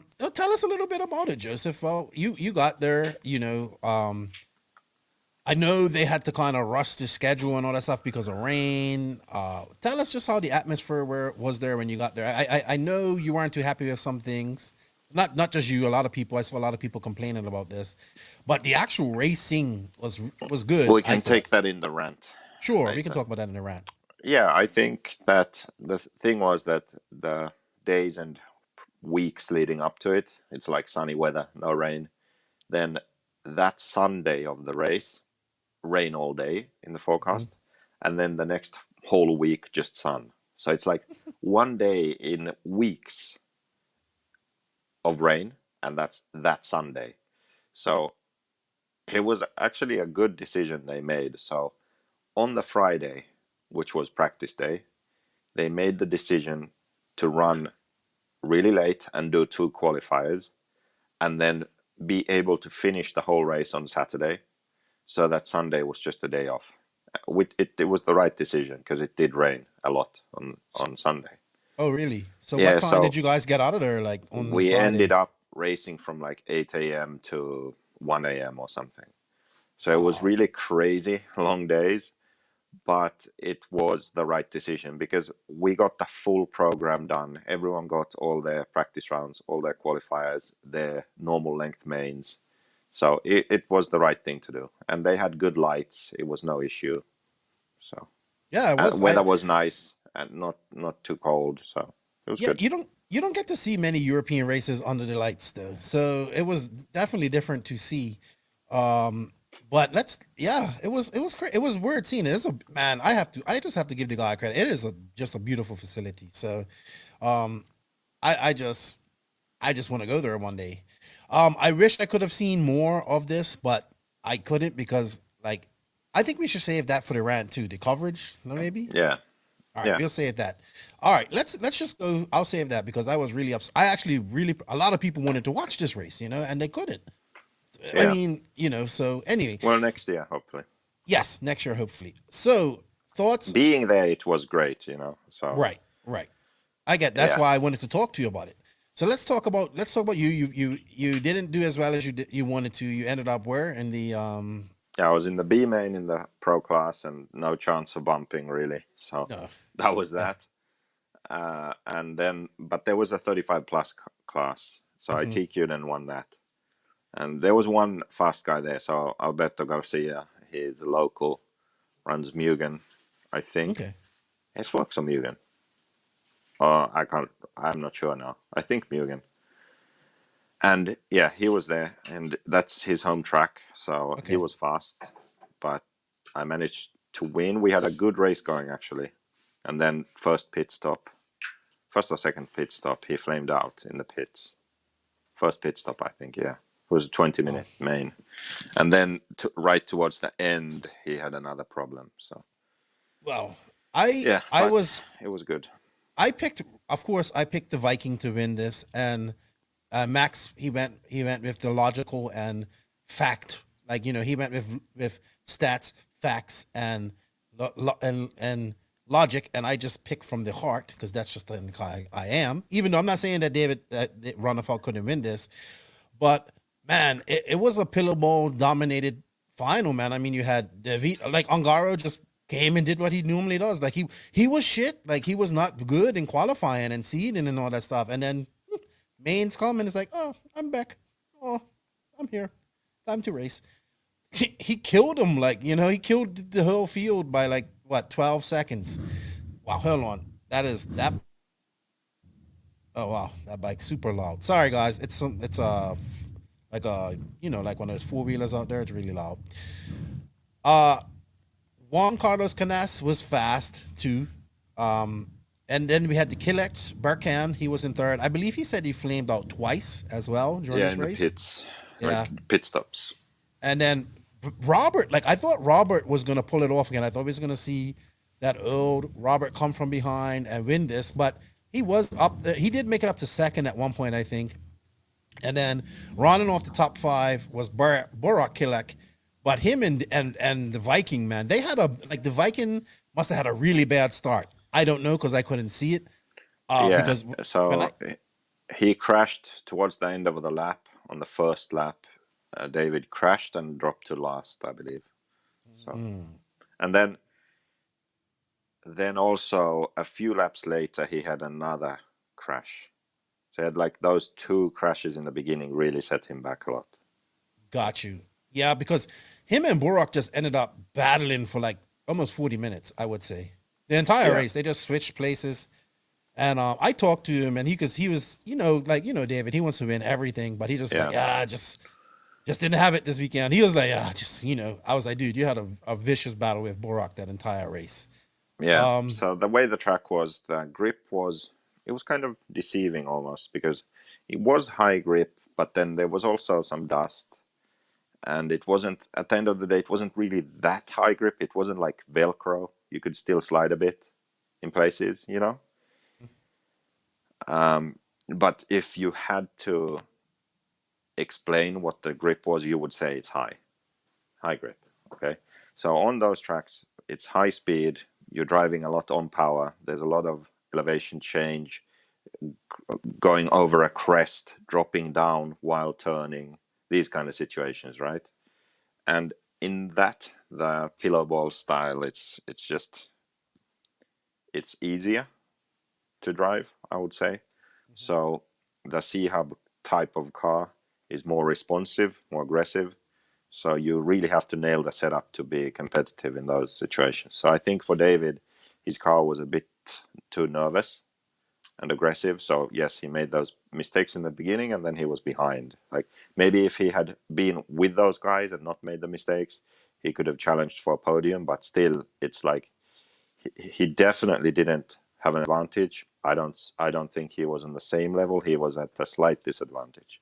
And if you look at the results also, you see that there was only 2 C-Hubs in the main, him and Savoya. That was it. Okay, Out so of 15, was it? So 13. No, let's see. How many in the main? Yao didn't make it. Yeah. Well, was Marco running pillow ball or C-Hubs? Barufalo? Yeah. Yeah, pillow balls always. Okay, so the X-Ray doesn't have that C-Hub option anymore? I mean, they do, but they never run it. Okay. So but to speak up for C-Hubs in e-buggy, Joao was probably the fastest guy. Oh, yeah. He qualified 11th, but his car was awesome for him in the main. But he made some,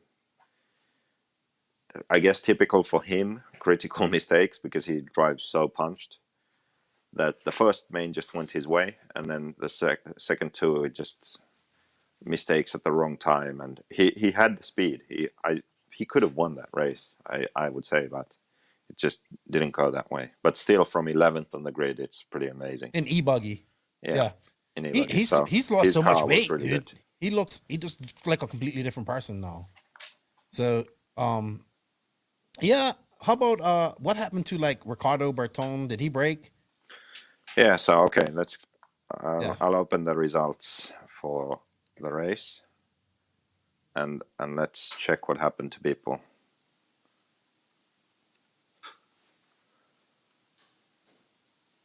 Where do I find events? No, results. Well, I got it here. We got you got to go to results and then final.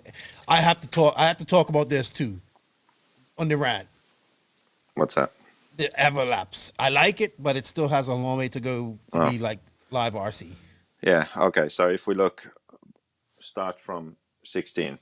So just quick run through. So Brian Baldo was the last guy to make the main. He just beat out Joao at the line in the B main. I mean, he had a broken arm from riding his motorbike enduro, so he had some pain in his arm. He was suffering an injury. Ooh, right? Yeah. RC, it's not normal to say that you're injured, but he had an injury. Left arm, so throttle finger. Painful, apparently. He made the main, but he didn't have the pace in the main really to do much. He had a problem early also, and he was out. Marco was fast, but never really a threat to the top positions. He was like mid-pack, had some issues. This wasn't really his track. Maybe his car wasn't that good. I don't know what the issue was. Something like he wasn't really a threat at any point, I would say. Yeah, I would agree with you there. Yeah. Berton was up there battling with Robert and Kilic. And yeah, he was up there. So he was podium guy, definitely. But then he broke a 3D printed arm on the Infinity on the front.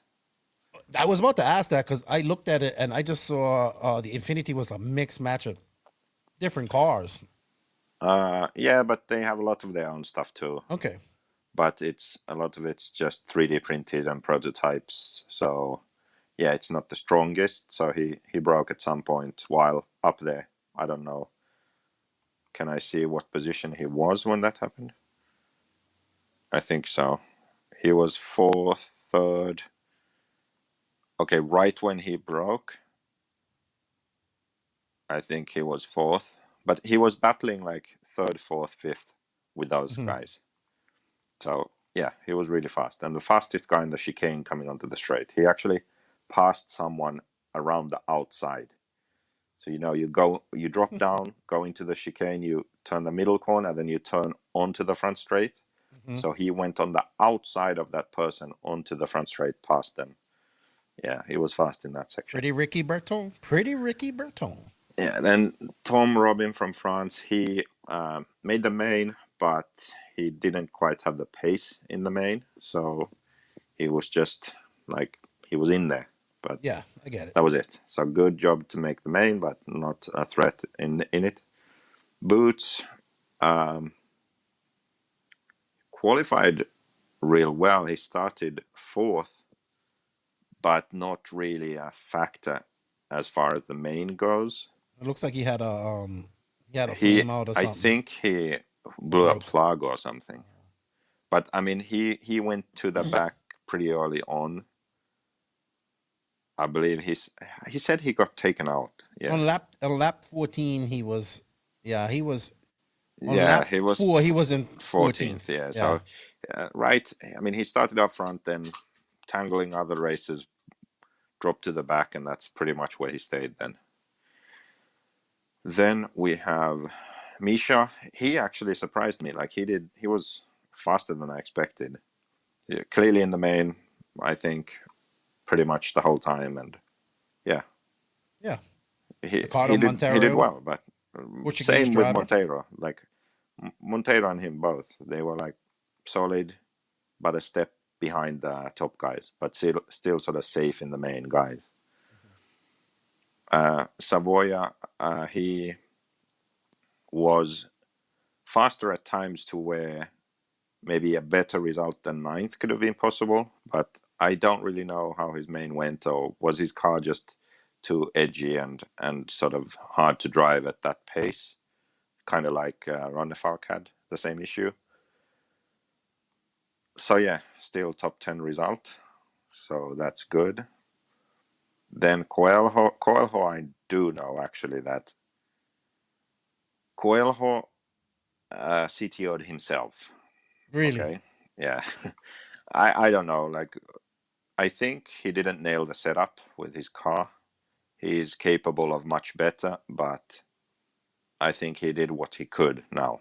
I don't know what, maybe he made the wrong tire choice or setup choice or something, but it wasn't quite doing what he wanted it to do. That's what it looked like to me. And then 7th, Oscar Navarro, a local guy. So this is his home track. And he surprised me. He did. Some of my Spanish friends said that he's really good. He will do really well here. And I thought, yes, I know it's his home track. I saw him there before. But I didn't expect him to be this good. Like, he was really good on the pace.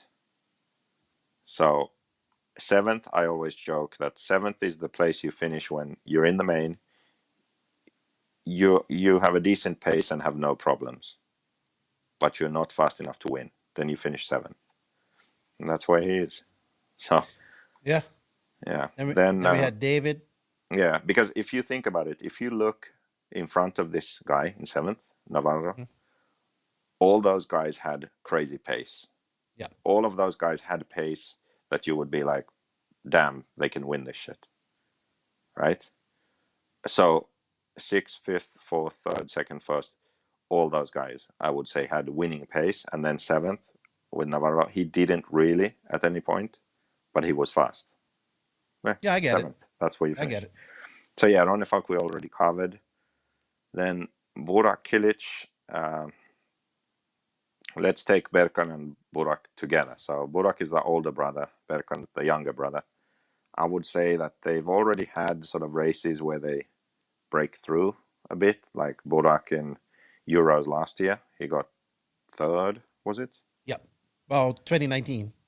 Oh yeah, 2019. Last Euros we've had. Yeah, Okay, he got but that third. was a rain race and all kinds of crazy stuff. Then they did that race in Denmark where Ronnefalk went, and he had a whole race-long battle with Ronnefalk. And there are other races in Europe where they've done really well. But for me, I would say this is the race where they really established themselves, because both of them were consistently very fast, both lap times and qualifying times, and in the main racing for the top positions against the other guys. So this race is like definitely the one where they established themselves as legitimate threats at big races. I could agree with you there. Yeah. And interestingly, Berkan had the better race, who is the younger of the two. The difference between them really is, from what I see, is that Burak is more aggressive, and sometimes too aggressive, I would say. So he loses out a bit because of his aggressive driving. Sometimes, like a bit like Barufalo, sometimes tangling with other guys, but also just losing because he is overdriving, Got you. So need to sort of calm down just a bit and can be faster. And this race, like watching them, that's what Berkan did a bit better. But I spoke with the father, and he actually said that Burak has been faster in mains than Berkan. This race was different, but generally speaking, the last races they've been doing, Burak has been the faster one. So it's, yeah, so they are very equal in that sense. It will be interesting to see how that rivalry between the two brothers develops. Well, I interviewed Berkan. It'd be a couple of weeks before it's out, but he pretty much said Burak is like really serious, and he's just like, I'm just happy to be here, like whatever, Yeah. And he's like, I don't wrench on anything, and Burak, he's so serious, and he says, I just imagine that my brother's chasing me from behind, and that's what I do when I'm racing. Yeah. That's often how it is in those situations where you have a older brother and younger brother. I think they can both be great. I think they're both young, and I think we can both see these two brothers share many podiums in the future. You know what I mean? Yeah. Then we have Robert. So Robert struggled or suffered a bit because he started in 13th. Like he had some issues leading up to the main, and he had to bump from the B main, I think, actually. Yeah, he did. So, yeah, so it didn't look that great going in, but then he had a great start. And actually, if I remember correctly, I think Elliot said that Robert took him out. So they traded places. Okay, but anyway, if Robert got that far to be able to do that, mistake, intentional, I don't know. I haven't seen it. I don't know what happened.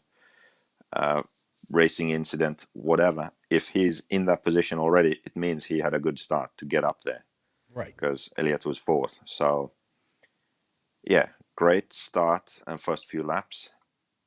And he was in that battle. So I thought early on that he would be the one to get the race and win, because he got such a good start.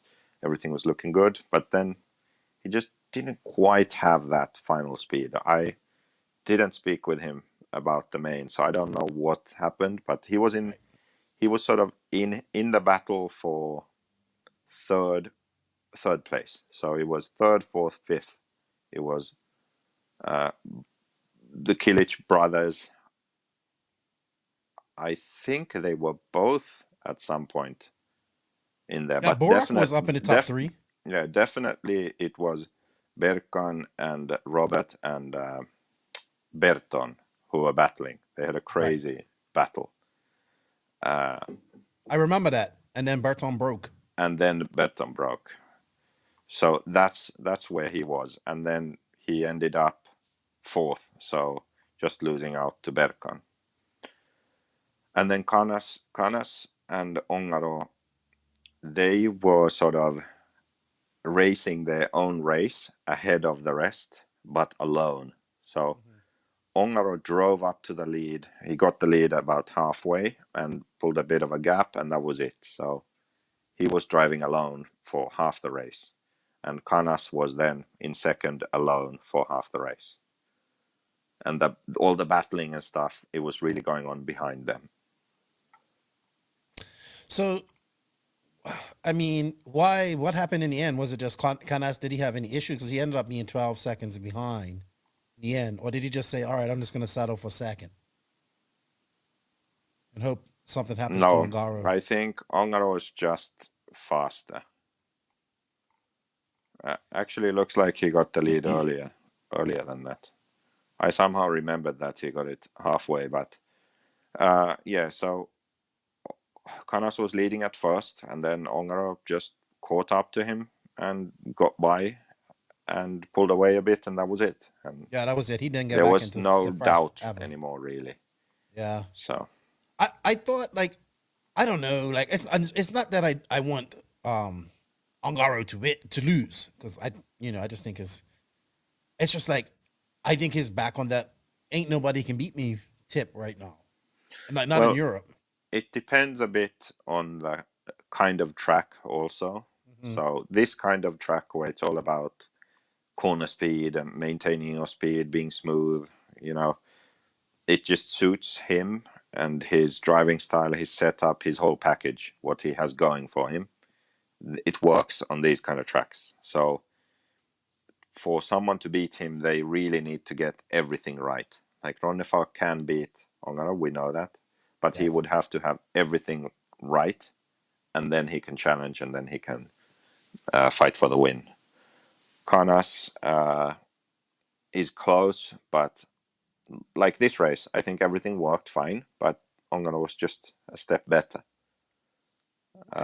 So he just is really, he is the man in this environment that we had for this race.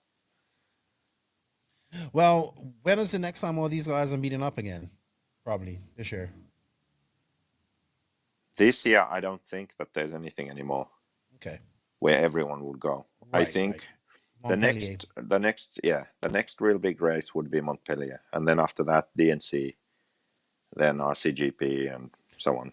So did you get to no? But you haven't really been around these guys for over almost 2 years. Was it? What did you like? I know I want to hear the juicy details. Like, so anything, like, I want to know what's up with Davide now, not wearing hats, and it's got that bang like in front of us. What's that? Is that the new style? I don't know. That must be his own hairstyle. Yeah, he needs to get back to putting on those hats. Is he? He's now what, 20? He's got to be 20 now, or close to 20. I don't know, something like that. But also Jörn Neumann, the German driver. He always used to have a Proline hat, right? Right. And then logoless hat, but always that like flex fit Proline. Now he had no hat on, and I didn't recognize him at first. Really, I've never seen him without a hat either. Yeah, never. I never seen him without a hat. So a mask, no hat. He came to stand next to me on the driver's stand. I looked. I had to like do a double take. I'm like, oh yeah, I know that guy. Oh my gosh! How did he make out? He was in the B-Man with you, right? Yeah, he was in the B-Man with me. Didn't bump. Maybe he was in the main in electric. I'm not sure. Well, I see him and Orlovsky and the guy. What's the guy named Trish? They're all headed to the Florida Carpet Championships here next month. Yeah, but 10 scale is kind of his main class anyway. He's been around for a long time. How old is Jorn? I don't know, but I think he was like 14, 12 or 14 when he won his first Euros. All right. So I guess my question to you would be, what's your overall thoughts on the level of the European drivers right now who haven't really had a chance to race against each other much? This is only the second time, compared to probably some of the top American drivers who have raced against each other all year. And obviously you haven't been to that race. I did. I went to the Nationals and saw them race.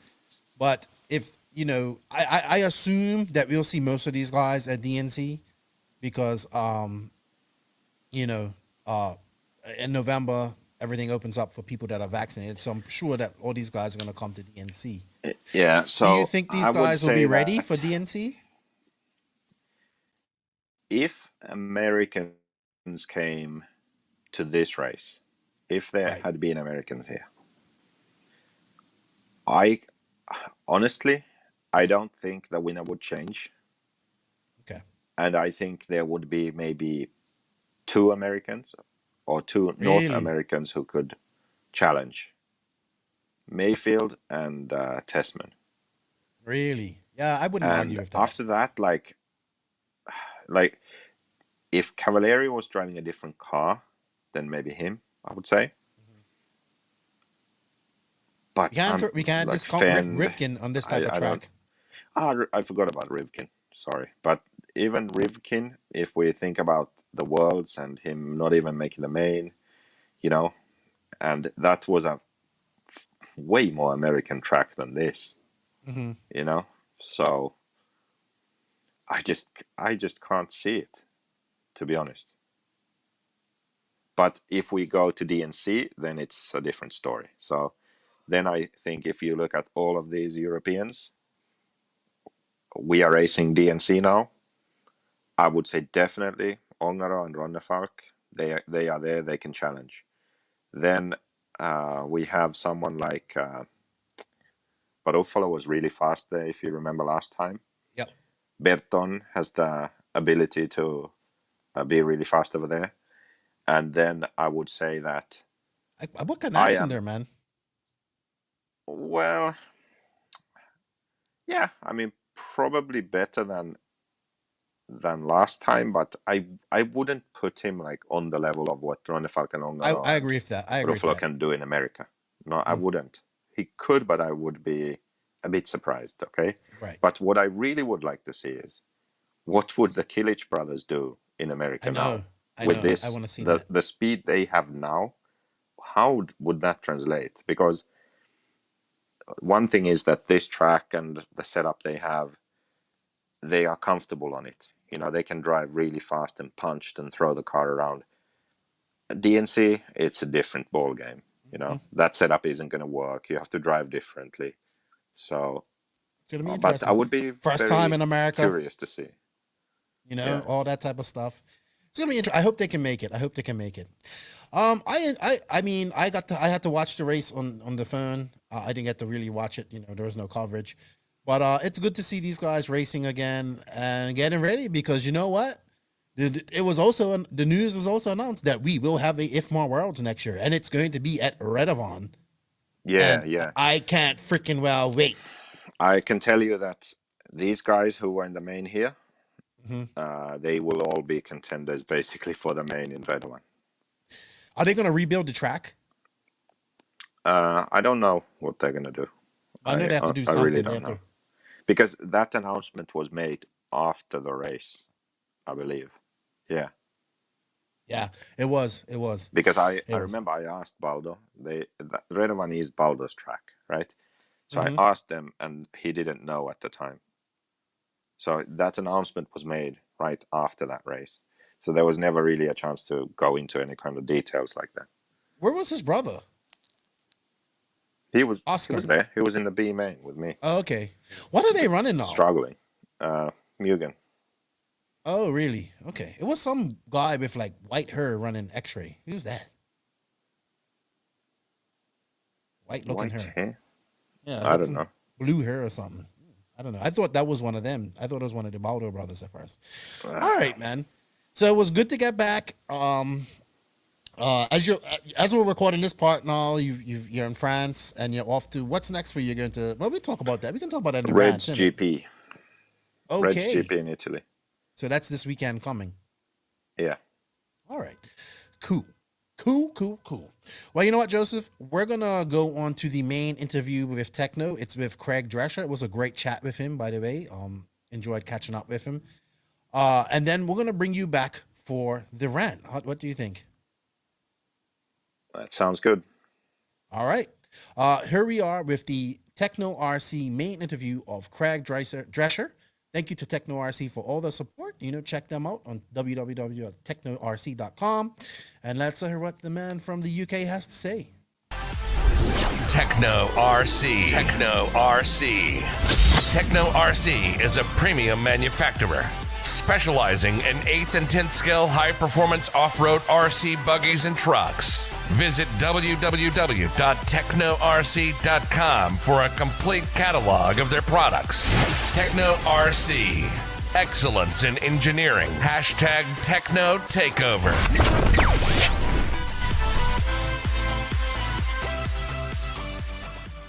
So I've been meaning to get this gentleman on the podcast. I'll be honest, I don't really know much about him besides that he is a legend. His name comes up frequently when I chat to people in the UK. Arrogant Max is his team manager. That's his new name, Arrogant Max. Right, I'll remember that one. Yeah, so I would like to introduce one of the legends of RC. I think, man, your accolades. I'm just gonna go through your accolades real quick. What I was able to find online. You are a 14-time British national champ, 11-time European champion. I don't know in what classes. And you've also been a world's finalist in 5 different classes. That was the most information I could find on Neo Buggy, which was a couple of years ago. If anything's changed from that, let me know. But I would like to welcome, I believe you are the team manager, and work for in England now. But I work for Team Associated actually for the European sales. mhm. Within that, obviously I help with the selection of the team guys. I attend the races, help with the team, help guide the distributors in choosing and bringing on board the latest greatest kids as well. So I've always kind of enjoyed that side of the business, nurturing and bringing on the juniors. Obviously the future of RC is important and the kids are a very big part of that. So yes. We will talk about that more because I believe in that as well. But I'd like to introduce you is Mr. Craig Drescher. Like, if you guys don't know who this guy is, you will know after this podcast. He is a legend. Like I said, Jamie Booth mentioned you. Arrogant Max always talks about you. And David Isherwood has been on me for over a year to get you on this podcast. Every time I say, hey, do you have any recommendations for a guest? It's like, Craig Drescher. So he's a fan of yours. So that's good. That's good. That's nice to hear. I've still got some fans after all these years. All right. I always like to find out how people get started in RC. So I like to ask, when did you discover RC? Oh, years ago, I was 10. I lived in Yorkshire, which is in the north of the country from where I'm based now. And basically, I was a young lad on a street. One of my neighbors, was playing with his car up and down the street. I kind of slowly edged my way back towards him when he was out playing with his car. Had a go, befriended him. Ended up having a car for my Christmas present, a Tamiya Frog. And then him and his dad used to take me to the local club, which was in Ossett, and from there it all started. We moved shortly after that, so then the travel started. I used to travel back to my local club, and that's how it all happened. So I'm guessing it's along the lines of many people that we know that are into RC now that are still involved in it, which is great. And I'm still in touch with that guy as well. He doesn't race so much anymore, but I'm still in touch with him from time to time. What part of Yorkshire are you from? Originally, I was born in a place called Dewsbury and lived in Ossett. Okay, I've been, like, Yorkshire is like a province, I believe. I've been to Leeds. Is that in Yorkshire? That's up there. Yeah. So yeah, my dad's football team was Leeds. Yeah, my buddy. I'm a Man City fan, not from old time. And Sean Godo used to play. I'm from Bermuda originally. My buddy Darren. I was up in Teesside doing some firefighter training back in 2004, I think. My buddy Darren was from Leeds. He used to be the trainer. He used to be a physical trainer for Leeds back in the day. And he took me down there. We went to where did we go? Snetterton to watch some British supercar racing or British, like the touring car. So we went to that, and that was my first taste. So I've been to Yorkshire. It's a quaint little. Leeds was nice. It was quaint and very compact. I had never been in anything like that before in my life. Yeah, it's been a while since I've been back to Yorkshire, but I've got fond memories, and it's I still class myself as a Yorkshireman, even though I'm not really. I moved when I was 10. Yeah, because they say like the North guys and the South guys talk differently and have different accents and all that, you know. So Yeah. I can hear it. I can definitely hear the Londoners and the difference between the Londoners and the rest of the UK. So that's pretty cool. Well, All right. they say the Northerners are the salt of the earth. All right. So you started racing from like you got the Frog and then you was racing immediately. How long did that last? Did you upgrade to something else? We did. I think it was about a year, maybe. Mhm. I raced a 380 class with the Tamiya Frog, and then my next car was the RC10. So Okay. that's basically where my passion started with team associated products, and from there, I never switched. I gotta ask, what year was that?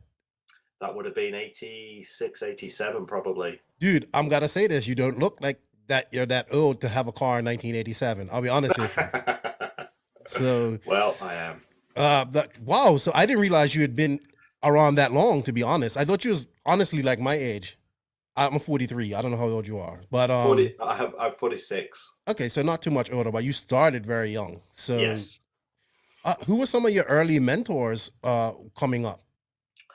Jamie Booth. He was my hero. Good mentor. And still a very, very good friend of mine. So we speak regularly. We see each other at some of the iconic races that we've been doing recently, which has been a fantastic reintroduction for me into some of the old classes, but reconnecting with many of the old people that I used to race with back in the day. Not just that, people actually that I used to race with but didn't know.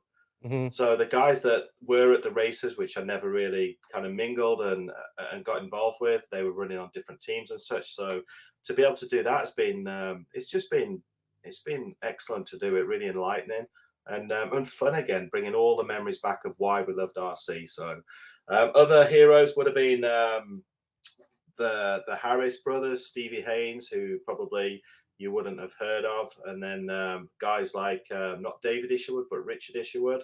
He was another legend for me back in the day. Ian Oddie, Kevin Blair's. I know Ian Audie, fifth scale That's motors right, and all yeah. that stuff. Yeah. So they were all involved in my early years and introduction. Ian Litley from Penn Models, Jason Green got me into it when we moved up to the Midlands, and helped kind of nurture my love and speed and passion for RC. So there's been lots of instrumental people. Obviously, my dad was a very big part of my life for RC in the early days as well.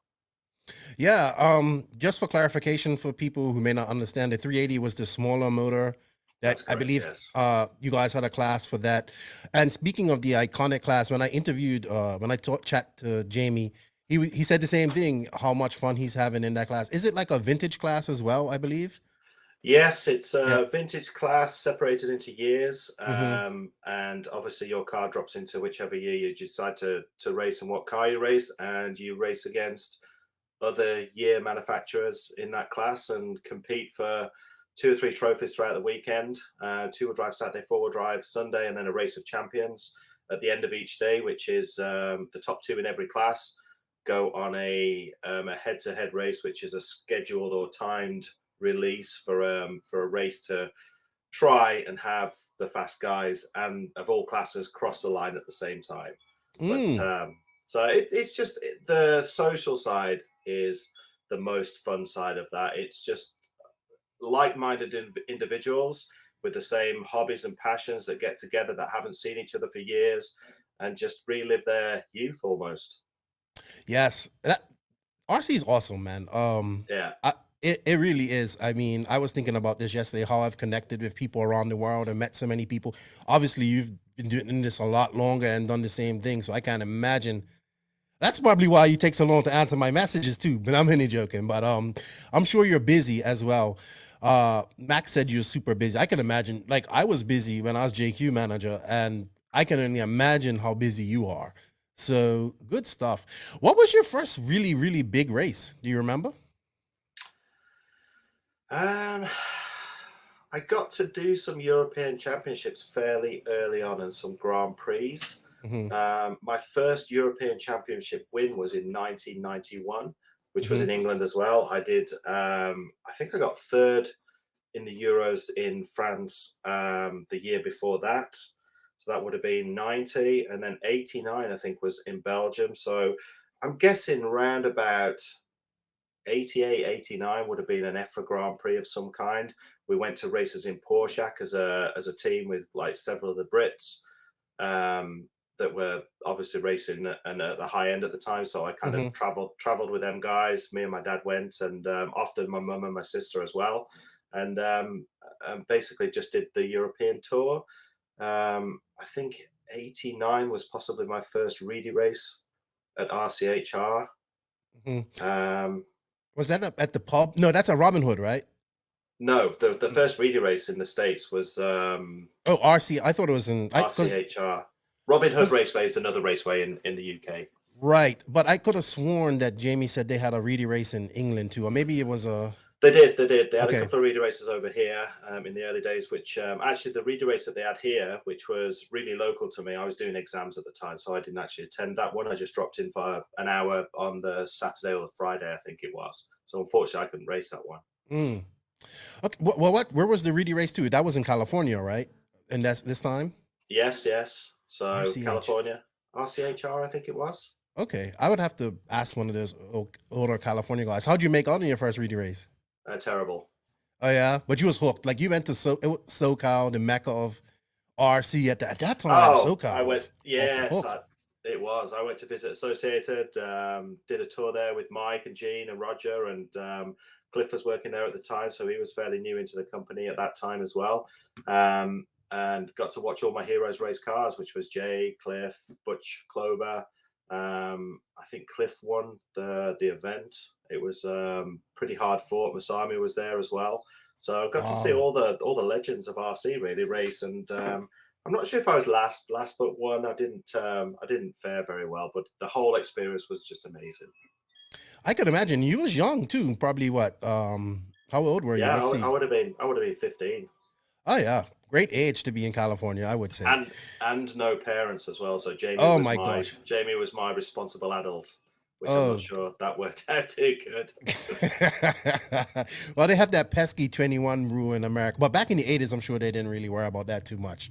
But good stuff. All right, so after the Reedy race and all that stuff, it seems like you was concentrated mostly on off-road at this time, because this was like the big boom, and like this is when off-road was kicking and 10 scale and whatnot. What other European championship did you win? Because it says 11 times. I don't know if you've been more than that, but was it predominantly off-road that you was focused on at that time?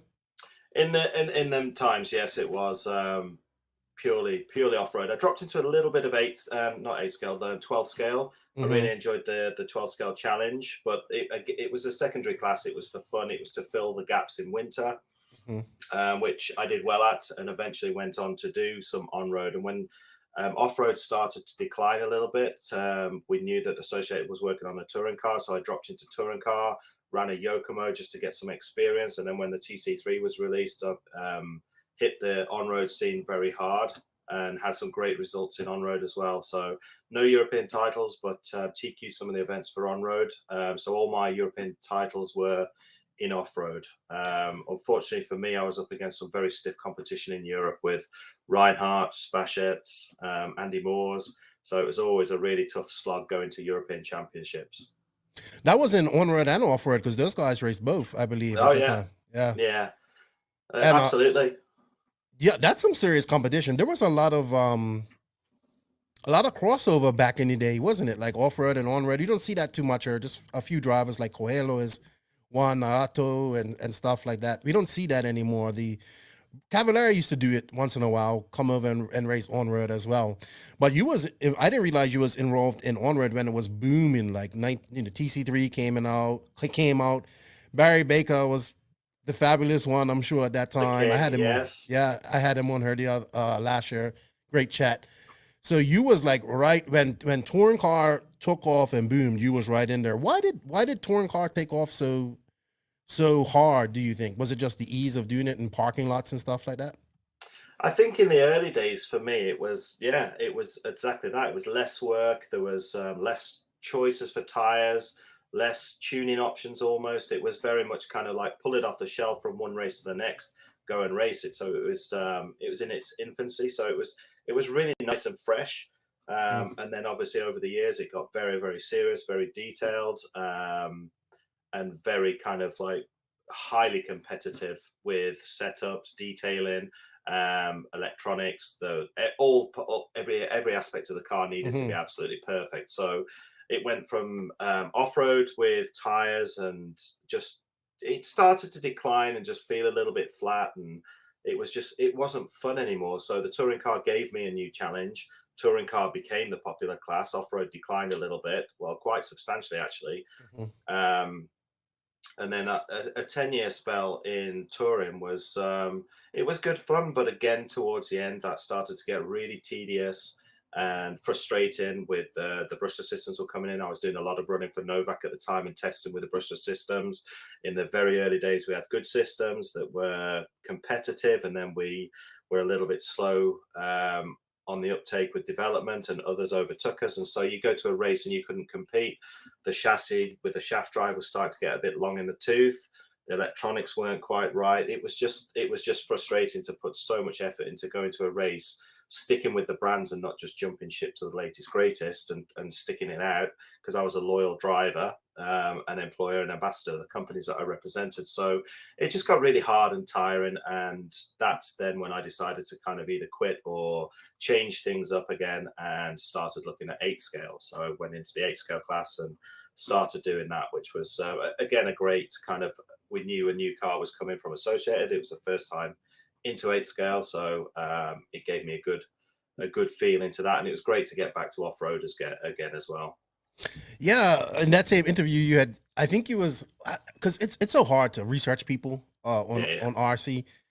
You didn't like Nitro at first. I get it. A lot of guys don't like it. It's a lot of work, but at that time when you switched in, that's when like Nitro was king. You know, it was growing, it was booming, and it just was. It's still, I still think it's king now. Unfortunately, that's my opinion. But yeah, awesome times. And going back to touring car, like honestly, I think if we kind of got back to parking lot racing with that, we would, and just simpler cars. I know that's probably never going to happen. I think we would see that grow again and get more people into it. And it's a shame because it's a great class and it seems to be on a decline on certain areas. You know, you look at America. I'm probably not in the Europe too much, but it's definitely nowhere near as big as it used to be. And it's a shame because I think it's a great class and you have some really good drivers in that. So hopefully we get to see some more like go back to its roots a little bit, somewhat. But I doubt it. I think with all the classes, unfortunately, as more and more people come in and it gets more competitive, it gets harder for the lesser level people to be able to win and compete, and that then takes the fun out of it. People want to win.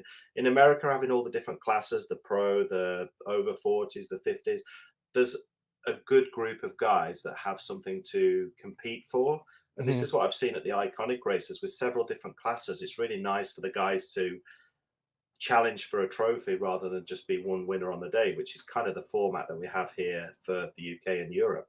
So it's nice that that can take place, and I get that, you know. But we have got depth in the classes that we race. So we go to a national, and it is literally 2-wheel drive modifieds all the way through the field. 120 competitors, 140 competitors, all 2-wheel drive modified. Or the same for 4-wheel drive the following day, and the same for the 8 scale. We don't mix truggies in there. Truggies have a separate race as well. So it becomes very, very competitive and hard to do well. And there is only one winner. So I think there's room for both. I like classes too, but I also like the IFMAR, like straight up. I like the nationals. I like that. I like the worlds because that's where you really see where you're at.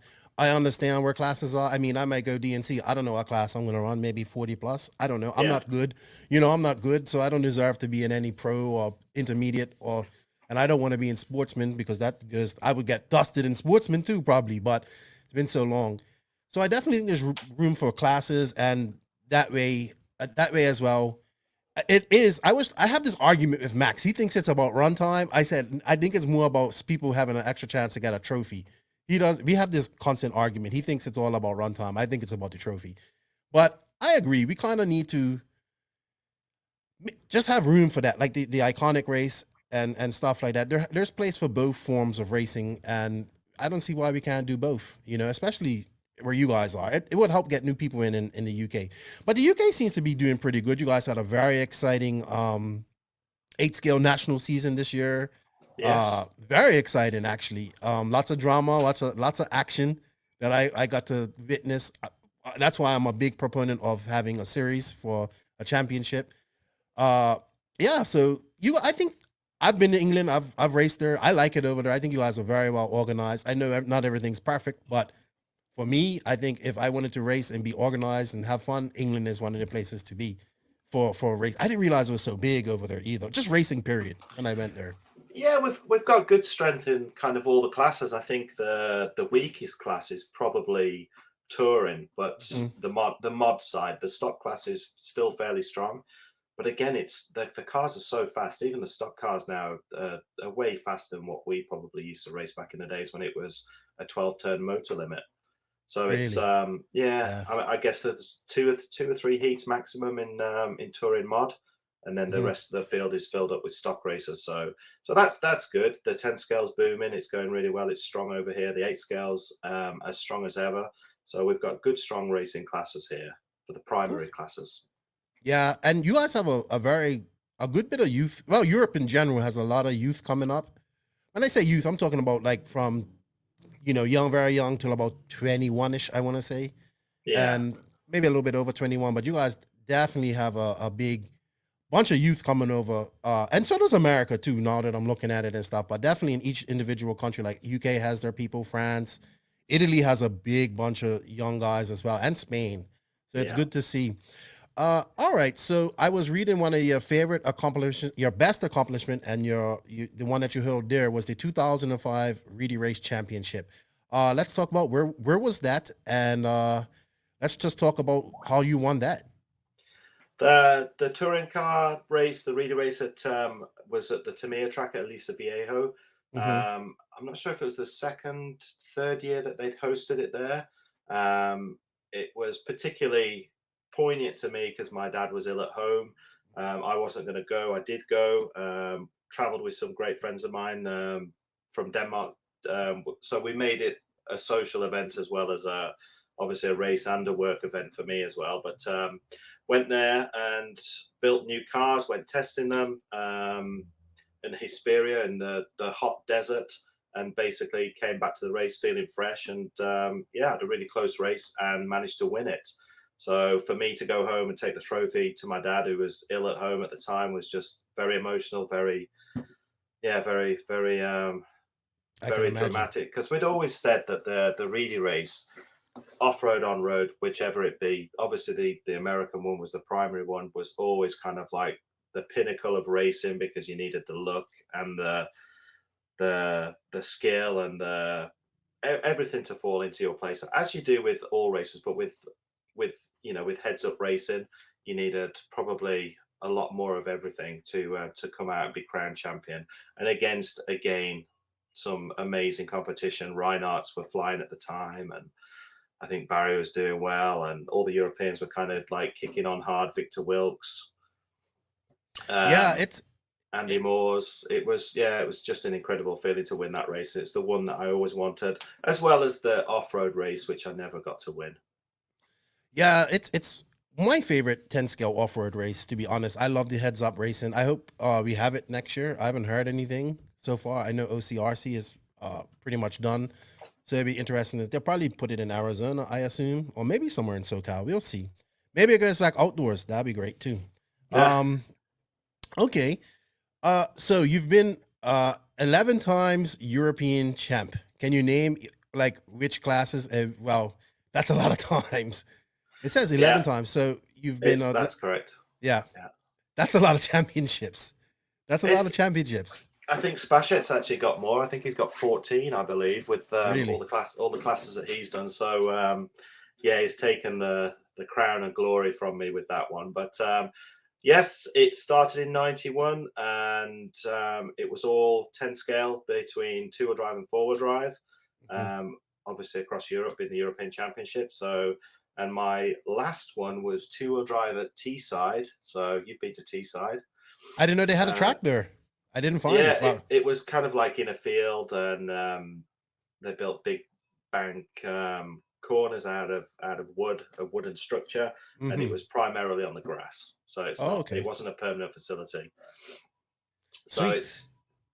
Wait, is that your favorite one? Which one is your favorite one that you've won? The favorite European title. It's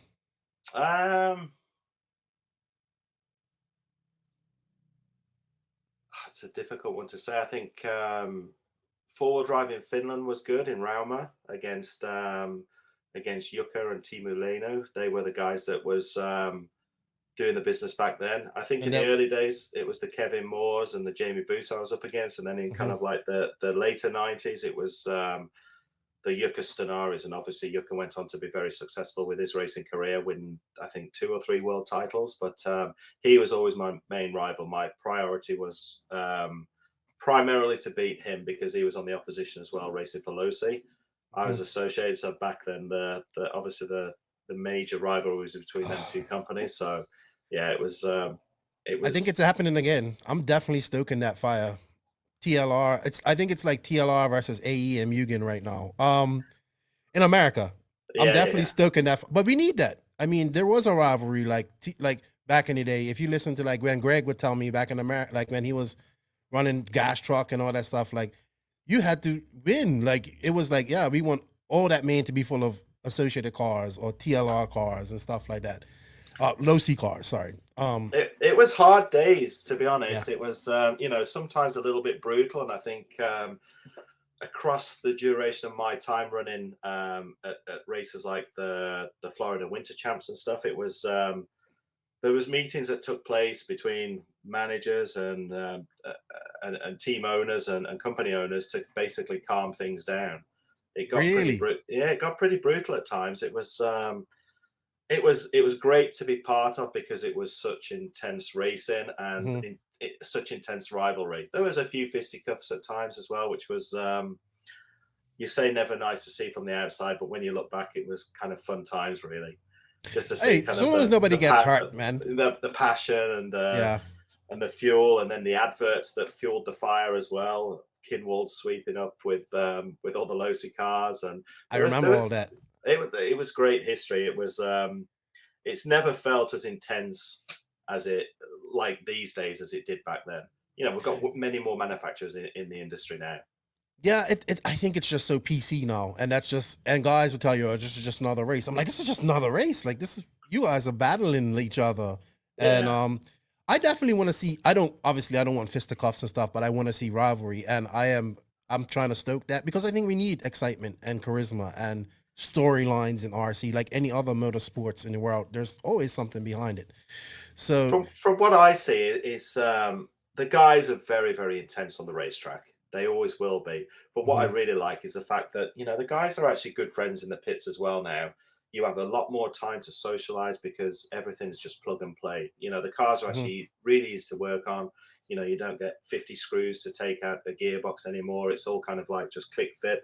And it gives people a lot more time to be social at the races. And I think that's brought a lot of the fun back to RC, that you're not just sat there. I remember days in touring that you just literally, you go to the racetrack, you say hello to somebody walking to your pit table, and you are literally flat out at the table, to the racetrack marshal, flat out at the table. And then by the time you get home, you're absolutely knackered. I could see that. It was just so much work back then, so much prep beforehand, polishing shock shafts. Like, oh man, people, all the silly. You just, I don't think people realize how lucky they are now to have a box that you can pretty much shake and it's assembled. Oh man, I get people. Oh, I got a Dremel this, like a little 2 millimeters off something. Yeah, take a Dremel and just do that. Oh no, people are spoiled nowadays. They don't know how easy we have it. Like with these kits just go together so well. Engines tune right. Yeah, we're all the old guys are artists with Dremels. Yeah, they can do anything with a Dremel. They can make anything. Yeah. They can. I know guys that still polish shock shafts to this day. I'm like, I'm not doing all that. It's too. It's crazy. All right. You've been a world's finalist in 5 different classes. 12 scale Pro 10 2-wheel drive, which is like a pan car. Was that like a 12cc end? Was that? No, that was electric, right? Electric, yeah. Okay. Yeah. 4-wheel. It looks like it was all in Onward that you was a world's finalist, correct? No. No. No. Sorry. World's 10 finalists in 5 different classes. Sorry. It's 2-wheel drive, 4-wheel drive off road. Mhm. It would be 12 scale, touring, and 10 scale pan cars. Did you ever felt that one of those worlds you just like you should have won it? Which one did you think you should have won? Shoulda, coulda, woulda won the one in the UK where I got third. Mhm. That was Basildon. That was my I think my one major chance to win a worlds. Mhm. Where I felt like I was competitive and right up the sharp end.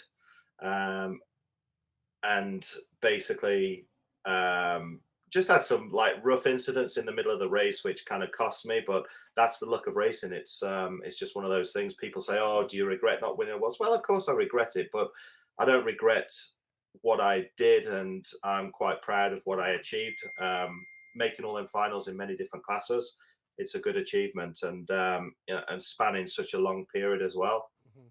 So it kind of kept my interest high with switching classes and challenging myself. Mhm. I did read in the interview that you said it also might have hurt you too from not focusing on one class at one time. But at that time, in that period of time, I don't think it was possible to focus on one class because it changed so much.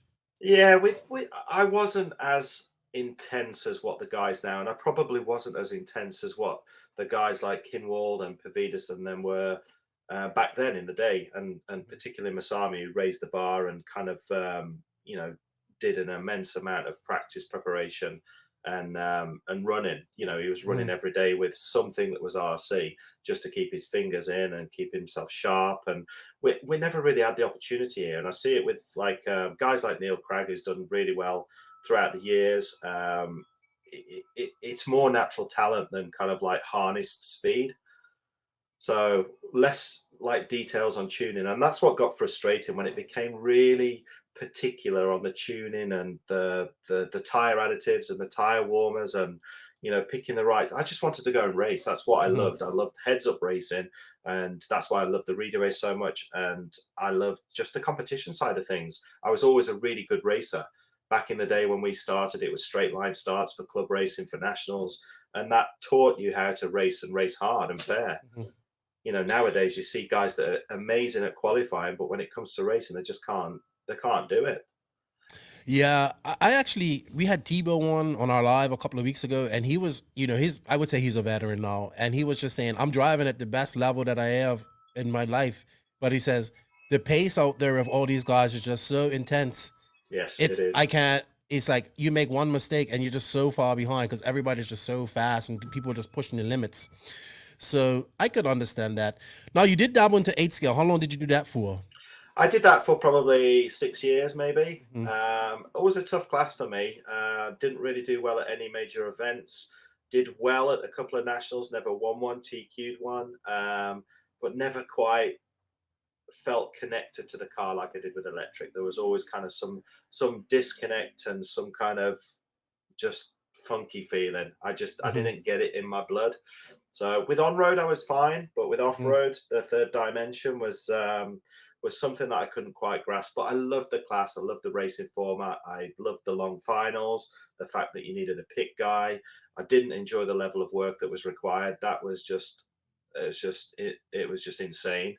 Trying to Mhm. get prepared, at least 10 hours prep a week, and that was kind of minimum really, just to kind of get yourself going from week to week, just to make sure everything was on top. The running in of the engines, the engine Mhm. tuning, I think for that class, if I'd have had somebody that did everything for me, I would Mhm. have been a lot more comfortable. But again, we were kind of fighting the car at the time for 4 of them years that was not really competitive against the opposition. Yeah, I actually had that car. It was not very good to work on either. So Yeah, it was a tough one. I think very first release was pretty good on the Astro and the style of tracks that we raced here, not the dirt tracks. mhm. And then aside from that, it was tough. So I had my success on the AstroTurf with the 8 scale car, which is an unusual feeling, but I felt more comfortable with that. But the car works better on that surface as well. So once we got to the dirt, it was tough. Yeah, I didn't enjoy it. It just took me back to all the times of the back end of the touring car testing a car Mhm. that wasn't competitive and we struggled with, and it just like I didn't want to do that anymore. I'm not an engineer. I couldn't figure things out as quickly as I wanted to. And I just wanted to be given something that worked and drive it. Well, so all right, I understand that. If people don't understand like that, the first AE car was not very good. I found it amazing that Mayfield and those guys did well with it when they did. How? I don't know. Like if you like, because the Losi came out at the same time. The Losi was really good because it was way different, and then the AE came out, and I remember everybody was expecting, and it was just like, no, it's good. Don't get me wrong, it's really good. I mean, you guys just won her in Buggyland, like, so no problem. It's been a long ride though. It's taken a lot of time to kind of get to the place that we're at. I think we've always, or up until recently, been seen as a second tier platform for 8-scale racing, and I think we're just starting to find our feet now. Got some good runners in it. The car's going well. It's an extremely competitive class. We're up against Mugen, Losi, all them guys that are doing extremely well as well. But I think we're in a good place right now. It feels, actually, with the whole associate side of thing, not to be corporate, but it's feeling like the company is in the best place I've known it right now. I would not argue with that. I look on Facebook. This is part of my loyalty to AE, man. It seems that people get on AE and they don't leave. And I mean, Neil Craig is one of them. You're one of them. And you look at people like look at Richard. He's been around for a long time. He's been on AE for a long time. And Americans that I know that have been on AE forever, like they would never think of switching, and we are AE. And I think so too right now, that Associated's in a really good position. That you have the current world champion. You have Spencer Rivkin and Aiden Horn. Aiden Horn and Cole. And Aiden Horn's really good. Like, I think he's the truth. And another guy that doesn't get his props is Cole Tallard. In American, because I know the American guy, he doesn't get his props either. And those two guys had a great nationals this past weekend, and this past year, and they've had a really good year in 8-scale. And it just seemed like even just the younger guys, all like AE, you guys seem to have a really good. Even in England, you guys have a good squad. I'm not too familiar with AE in Europe too much. It seems to be popular in the UK and in Italy. I don't know how in other regions. Right, yeah. I don't know about in other regions. But I mean, to have a person like Neil Craig that's been there for like 25 years, that's pretty amazing.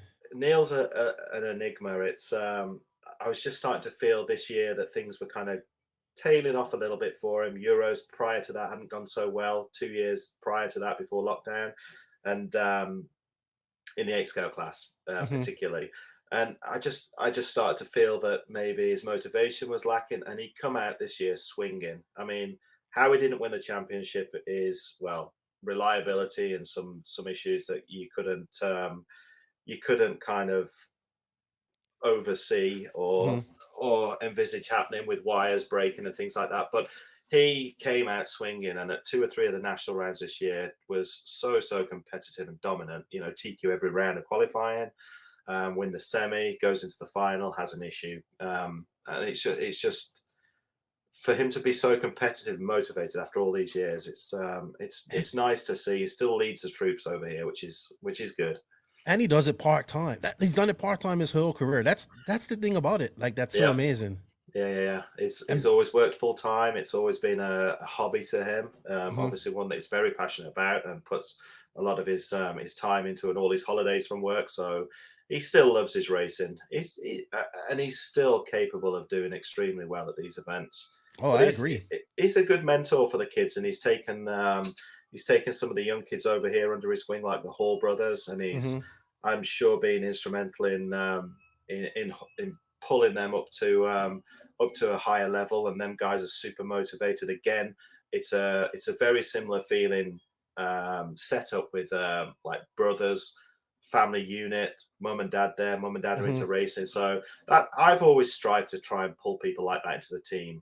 I think, when they're not all about the deal, they're about the brand. They stay for longer. They get better help. They're not after everything immediately. They're prepared to work hard and put the time in and grind it out, which is great to see. And that's what you need. That's what you like. people just don't understand that. That's what you need. It isn't switching chassis every 6 months. It's sticking to one and just grinding it out, man. RC's hard. RC is hard. It's not easy. Well, people get it too easy these days. Deals are too frequently given out to people that don't deserve them, and they do just bounce from one brand to another when it's hitting hard and doing well, and they don't take the rough with the smooth anymore. They take the smooth with the smooth. Yeah, you know what? I think we could talk for a whole another 45 minutes about that. As being, I want to get into that in a minute, but I just wanted to ask you, why do you think people are so loyal to AE? Is it the history behind it? Is it just the pedigree behind the brand? You know, it's such a rich history. It's like these two brands. It's three brands that I think four brands I think people are loyal to. It's AE. You see AE Stalwarts, Losi Stalwarts, Mugen, and I had it on the tip of my Mugen. It's gonna come to Kyosho. Yeah. I try not to wear. Kyosho kind of is going down a lot. How could I forget Kyosho? Like I detest Kyosho. How could I forget him? I don't detest him for real. I just don't like Kyosho. I mean, I don't like him like that. I just it comes from a beef with a buddy of mine we used to rate. I was Mugen, he was Kyosho, so I'm always been anti Kyosho. But why do you think the AE draws that loyalty? I mean, you're a perfect example yourself. I don't know. For me, when I was a kid and I was up and coming and looking at the races and watching the big race, I got to see the Worlds in Basildon in England. And it just, I don't know, just resonated with me. One of my heroes was Jamie Booth. He ran Associated at the time. At the Worlds in Basildon, Mike told Jamie to keep an eye on me. Mike Reedy, that is. Mm-hmm. So gave me a jacket and just little things like that always stuck in my mind. So this jacket I wore to bed. I wore it everywhere because it was given by Mike Reedy and loved it. And it just, I don't know, I never felt like I wanted to go anywhere else. When I started and when I saw the AE guys and the products were so cool back then and different and innovative, I just took it on board and never envisaged leaving. Of course, during that time, when you see that you're struggling with a platform and we're a year away from making something new, it was really tough. And that's what I try to instill in the guys now is like, you know, the long haul, the big picture is, you know, where do you want to see yourself in 10 years time, not just tomorrow. If you want to win tomorrow and you want the best deal, then by all means go and jump ship. So it always hurts me when our team guys leave, but some of them are paying customers and they're entitled to do that. It just tells me that we're not doing a good enough job with looking after the guys when they do, or they're not really wanted if that's what they have in their demeanor. That's what they do. You know, it's like, yes, this is RC, dude. This is RC. I've been through it. I mean, I've seen a guy literally go through. I don't even know how some people get sponsors anymore. But unfortunately, this is the business model that the industry has chosen to take. Yeah. I've been on both spectrums. I've given out too many deals that I shouldn't have given out. But you kind of have to do that. Like, you know what I mean? And I've seen it come back and bite me in the ass. Yeah, you sell a lot of cars, but it bites you in the ass because you obviously get people that aren't of quality running your vehicle, and then they break it, and then they do that, and it just makes your vehicle look bad.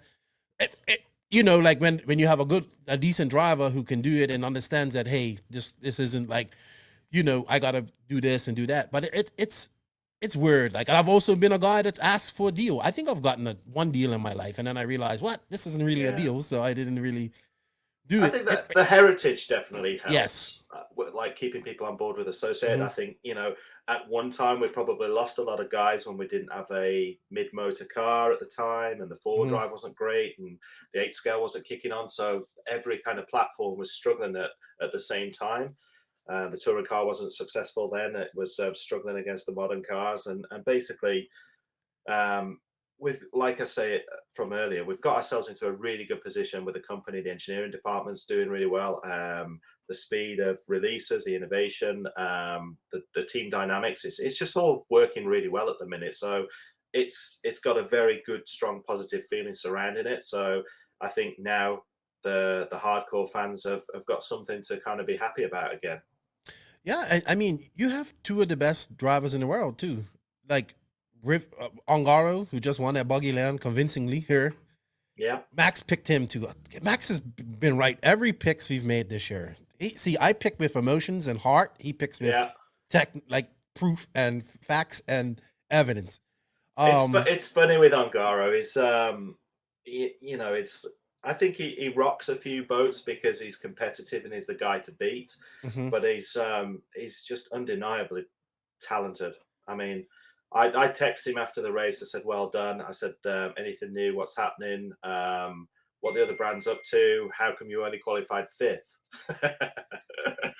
Because he did have a bad first qualifier. He was like done in 23rd, 24th or something. But he said to me, I said, "Was the car a problem? What's going on?" And he said, No, the car was really good. We had to make some changes. He said, but he said, honestly, they started at like 2 a.m. So he was having qualifiers. He said, I was really sleepy and not with it. I made lots of mistakes. And that carried on through nitro. He said, electric was brilliant. I was, 0 mistakes. And he said in the final with the nitro, he made 0 mistakes, and obviously his car was good enough to go on and win. But I think after qualifying 5th, he was a little bit written off almost. I wrote him off. Yeah, I wrote him off. Never write him off. And he's super pumped about the Euros being in Portugal, and also the Worlds being in Redovan. I hope to see him at DNC in February. Yeah, I believe he's coming over, or at least trying to. Yeah, I think he's seen success in America with RCGP, but he kind of needs to do that at like a DNC, Silver State, PNB, something like that as well. It doesn't matter. He's a world champion, and he will do it, and he's still young. I'm trying to get him on the podcast. He keeps saying he'll do it, but we never can. I know he's nervous. I know he's nervous about his English. I can't get him to do interviews over here either because of the English. If you write it, he'll do it. If you vocalize, but he's good. Yeah, he's good. He is good. He's much better than he thinks he is, for sure. Yeah. I tell him, hey, Marco did it, and I didn't think I thought you spoke more English than Marco, and he's like, yeah, we do it, I know. All right, couple more questions, and then we're gonna close this up. I know you have to run. When did you decide to retire? What was the fun, like retire from professional racing, and what was the reason, and transitioning from, or maybe you was working in the industry, I'm not sure. But transitioning from being a full-on pro driver to becoming a team manager and whatnot. Yeah, it's funny actually. I had an old racing buddy of mine contact me a couple of months ago and said, "Can I just ask you a personal question?" He said, "When do I know it's right to retire?" And I was like, "You cheeky so-and-so."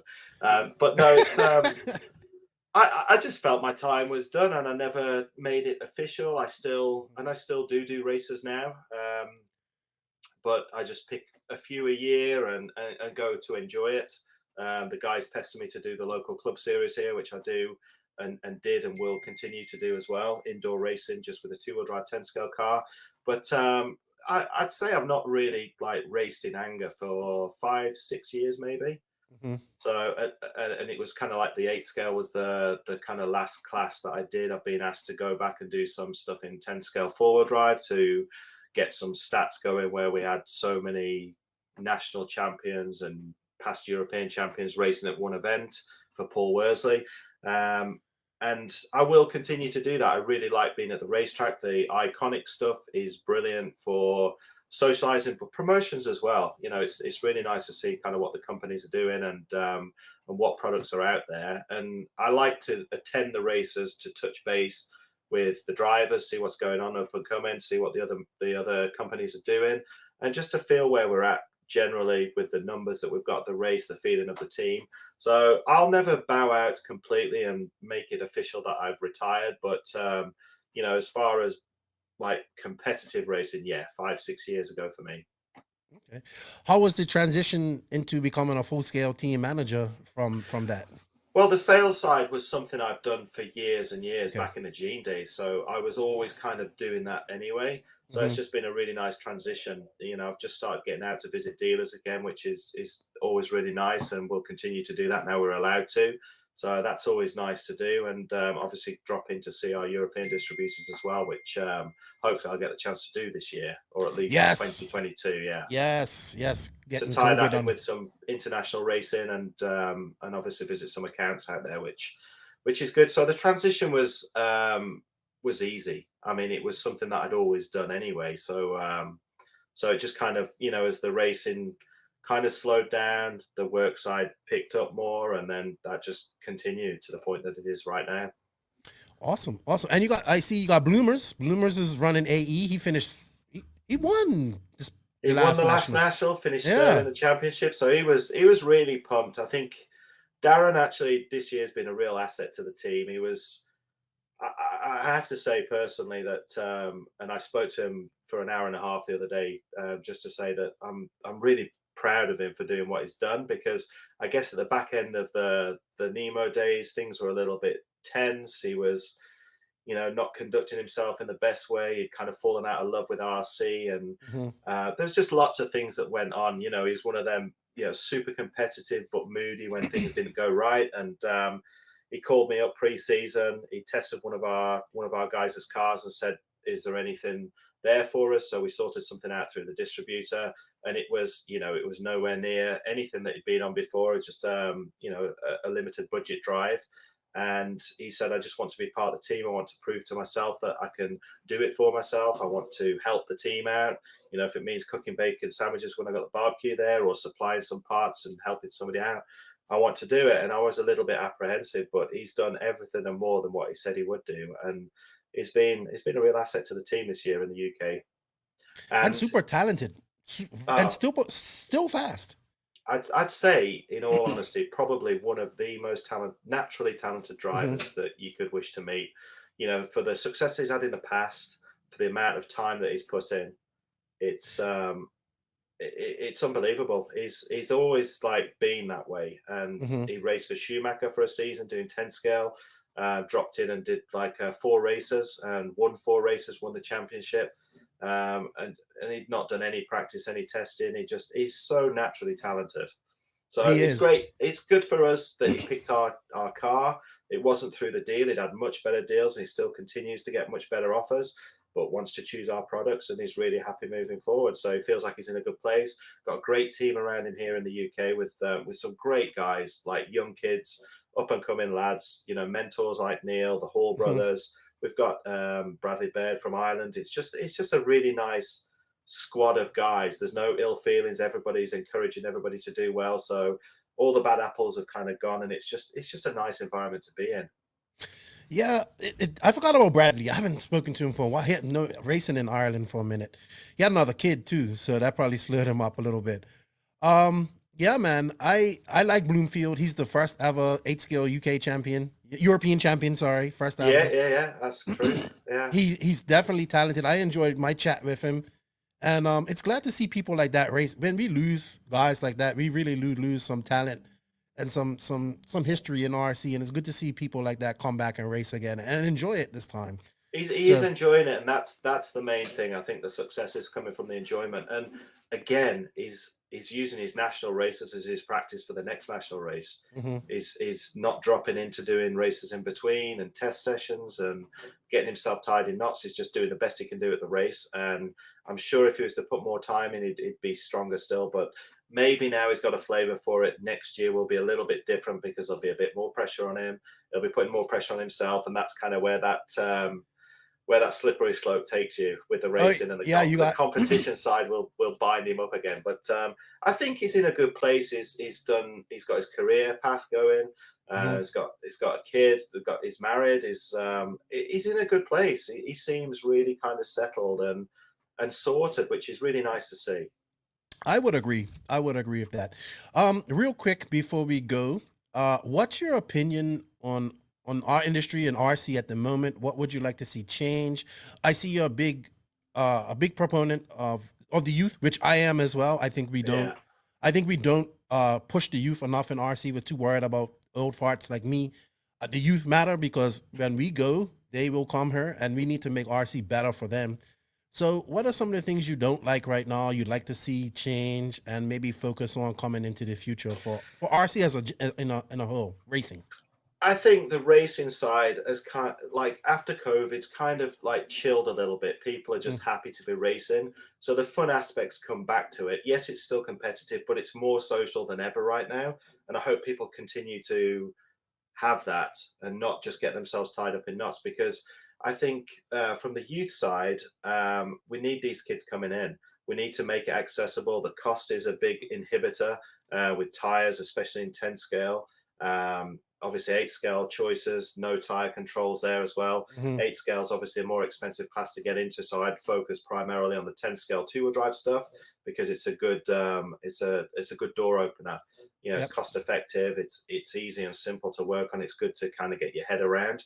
But the tires are a problem here. I don't know if They're a problem everywhere, dude. They're a problem everywhere. Just, you know, the fact that we do have controlled tire events, but it's not capped at one set. So it's like you get regional races with people putting new tires on, like 12 sets of tires used throughout a weekend. Normal people can't afford to do that. You know, the Brewster side of things is brilliant. The LiPo side of things is brilliant. The electronic side is, you know, you could run 2 or 3 seasons on the same equipment almost. You know, it's plug and play, like I said before. But the tire side definitely needs to be a major consideration for getting people involved. And in the UK, we used to have like a PRO officer that went around to schools for the BRCA and they do shows, and we just don't see any of that anymore. So we're not marketing ourselves to the right people. It's to people like us, the legends that we're focusing on. And you go to these races and it's the same guys, and it's just getting older and older. Yes, there are new kids coming in, but we definitely need to do more as an industry to get people involved in it. I don't know how we connect them. Right. We have to make it cool. Yeah. And I've come up with all sorts of crazy ideas in the past, and all my lot just laugh their heads off at me. You know, the indoor racing, there should be lights out, there should be neon lights marking the track, and did you see? Car and... Yeah, they did that. One of my sponsors, TNR Fuels, and Chris Nelson, he put LED lights on the, like, he did a race, a TNR race. He put LED lights on all the piping of the track. So at nighttime it was on, and it looked good. It looked badass. I think we need to kind of uplift these youth. You know what I mean? We need to definitely. We need to stop. Like, every time I see a young guy do well at one of these big races, you see somebody like a company will post, "Oh, he's doing this, or he's sponsored by this person, and that's why." And look, man, you don't take away from these kids who are doing well. Like, you know what I mean? They still have to drive, and they still have to do things like that. It really aggravates me because I have young kids and I would like to see them do RC. And I just think we've kind of gone away from that, man. It used to be, I get it. We need fathers and sons and we need mentors and all that stuff. And that's kind of lacking in RC, but that's where people like us come in, and we could come in and like we see a family over there, they're struggling. We need to go in there and talk to them and mentor them. The clubs don't do that anymore. You know, the clubs and the club guys, it's starting to come back around now because some of the smaller clubs are really happy to get new people coming along and are trying to nurture them relationships. But the clubs have got too competitive. So if there's a fast guy on the track and a slow guy got in his way, it's like, what the hell are you doing? Who's that guy? Rather than going, there's new guys on the track, top guys, please be aware, the track's for everybody. And if something happens, go and help them. If they struggle, go and help them. We're seeing a little bit more of it now, but, you know, them kids get intimidated when they go to a racetrack. So the clubs do need to try and cater for it with, I don't know, stock class racing or control class racing or some form of cheap racing where the guys can just run, and there needs to be enough of them to be able to run together. But you know, the cost side, getting them involved first of all is a bit of a problem. But once they're there, we need to look after them. And the kids that do get looked after do really well and enjoy it and move forward with it. So they feel the love that we all felt when we were kids, doing something a little bit different, not connected to a screen, something that's kind of like out there running around that you're controlling, that's not connected to something. You know, it's got a mind of its own almost. I think we should just have they do have a junior Euros and a junior Worlds, but I think we should just have, like, give these kids, if they're going to be involved in, like, say a kid goes to the Euros and he's doing well, let's really, like, make a big deal about it. Like, you know what I mean? And I like to, with all the kids that we have on our team, I really like to make a fuss of them and you know, keep my eye out for them as well. I think another thing as well is, like, the clubs should be, you know, forgetting IFMAR starts and all this for club racing. It should be heads up racing, straight line starts, make it fun. You know, it's the racing side is what we want to be doing 90% of the time, and 10% qualifying or practice, not the other way around. I would agree with you 100% there. Yeah. I don't know, man. I love this stuff. I just want to see it get bigger and grow. Yeah. If it gets bigger, it's better for everybody. I don't know how we do that, but I know we have to work together as a collective to do that. And we have to all do our part to make RC cool, accessible, and help new people get in. One track in America used, like, I remember they're telling me, I think it was RC3. They put signs on each person's on table, said, hey, come up and ask me questions. I'm here to help you. Like, so each person there was like an ambassador. So if you had a new person there, you came, and this is the way we need to think and stuff like that. I also, for me personally, I don't know how you feel about this. I definitely think, if you see it, but I see too many people getting into RC racing and immediately having these visions of becoming a professional driver and and all this type of stuff. And I think, for me, I think where I'd like to see a change in that is, and I don't know how you feel as a team manager, I think we need a line between professional drivers and amateurs, so we can separate that and we can kind of get away from I'm a pro, everybody's a pro. You know what I mean? I get it. Everybody feels like a pro. It's a difficult one because I guess that's what you guys do over there. It's like what level is considered sponsored driver, stroke professional. It's a difficult line to draw in the sand, I guess, which we don't have that problem here because it's all thrown together for one class. Right. We go 8 scale racing and Jimmy will be competing against Darren. You know, it's and obviously Darren's the better driver and will do better than Jimmy. But one of the things I've been working on or looking at for the back end of this year is like the team dynamics for us, which is the young guys that feel afraid to kind of go and ask the pro guys or the higher guys in the team, the more competitive guys, questions. So I think next year we're going to try and mix the pits up a little bit. So we line them up differently. So actually the mid to lower level guys are actually with the good guys and mix the pits up a little bit. So it's not just all the good guys at one end. So we interact more as a team that can ask questions across the table rather than feeling they've got to go up and ask somebody and like, oh, you know, if they're a little bit shy. And it's also good for the top guys to kind of mix things up and help the other guys, because once you get racing, you're involved in the race and you don't really think about, oh, I just wonder if that guy over there is happy. Yeah, that's, if I'm there, that's kind of what I do. But I think it's nice that we can change things up and have the interaction within the team, which we don't currently do, but it's looking like we want to do that moving forwards. Awesome, man. Awesome. I like AE. I run the 10 scale stuff when I get it, or whatever. I mean, if I ran 10 scale, I have a bunch of AE cars there back there. That was when my first 10 scale, real 10 scale car was an AE car way back in the day. I love their heritage too. I love talking to guys like you because I get to learn about what you done, and you know, I keep hearing how much of a legend you are, and I can see, you know, you've been around for a long time. But you have some really good ideas. You have some really good insight into the industry, and I always like to get those views from people because I work in the industry too, so it's hard. But I definitely think for us to go forward as an industry, we all have to kind of put brand loyalty to a side and try to go together as collectively. You know, we need to grow RC collectively. Yeah. I know you got to run. We've run out of time, so I'm going to let you go. Would you like to say thank you to anybody before we get out of here? Everybody, all the RC fans that are out there, thank you for making this hobby, this industry, what it is today. It's a fantastic industry to be in, and I hope off the back of the COVID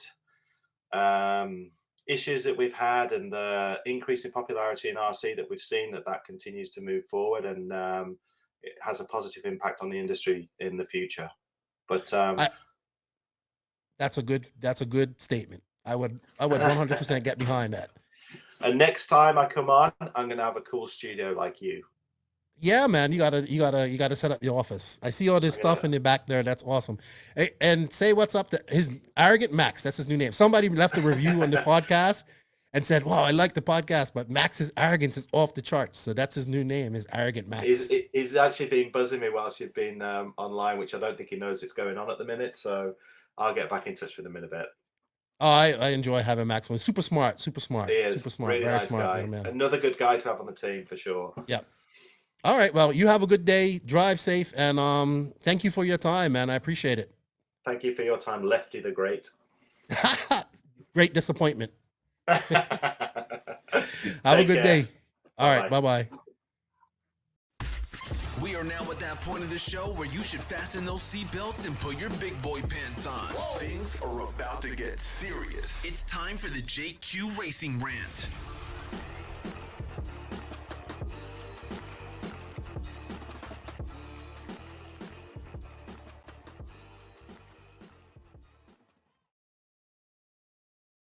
Well, yes, indeed. It's that time of the podcast. It's time for the JQ Racing Rant.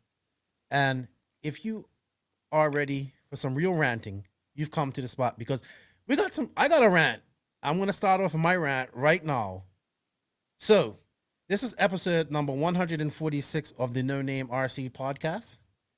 And well done, Joseph. You have officially made this the most drawn out, longest recording session ever. It's literally taking me 5 days to record 2 hours with you. Congratulations. You just stepped up it to a whole different level. So real quick, so people understand, their podcast is late this week, right? It's late because of this guy, as usual, right? So we recorded 1 hour on Friday. Then the electricity went out, and then his phone died because he was driving in France somewhere, and he made it to France in some hotel in the middle of nowhere that was haunted. So he didn't have no signal. He had signal, but his phone died. Because you know JQ never charges up his phone, right? Never. So he's like, all right, we'll finish it tomorrow. Or we couldn't do it tomorrow. I got busy.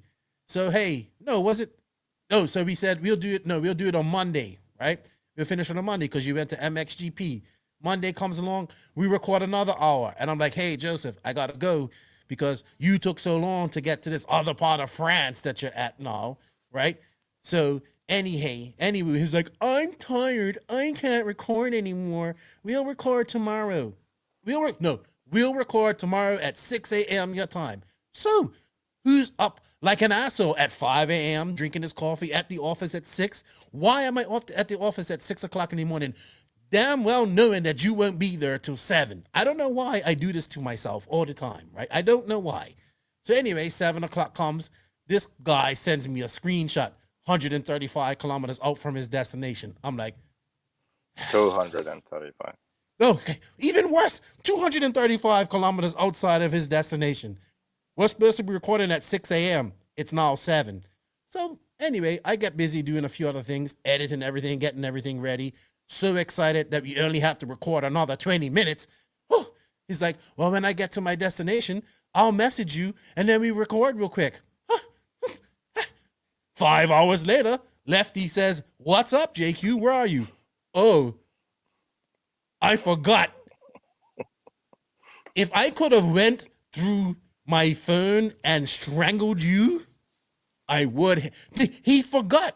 And then to top it all off, the electricity went off her and I couldn't do nothing all afternoon. So thank you, JQ, for making episode 146 officially the most stressful episode for Lefty. Congratulations. I thought you was actually getting better at doing things. No. You just stepped it up to a whole new level of disorganization and lateness. So thank you. I thought you was getting better. I just see you just went to a whole nother level. Even Max said... Max said what? He says, how the hell is he so disorganized? I was like, you should know. You spent 10 years with the guy. You know he can't do anything on time. You're the type of guy that will be late to your own funeral, and then you will complain that people aren't burying you right. You know what? This podcast has been recorded in 3 different countries. I think that's quite cool. That is too. That is cool. If we count yours. Yeah, Spain, France. So look at the positive side.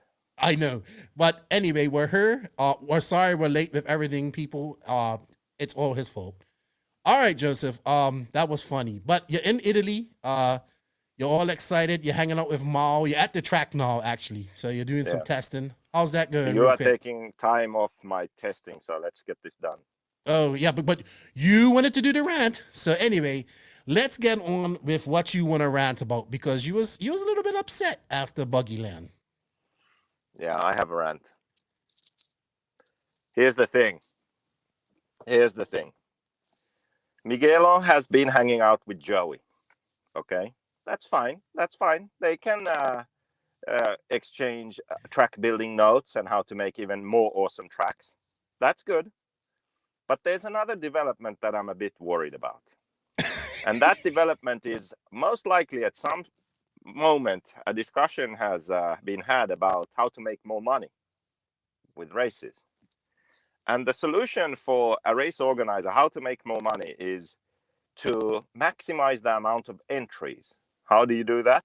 You only have a limited amount of people. So you create more classes that the same people can enter.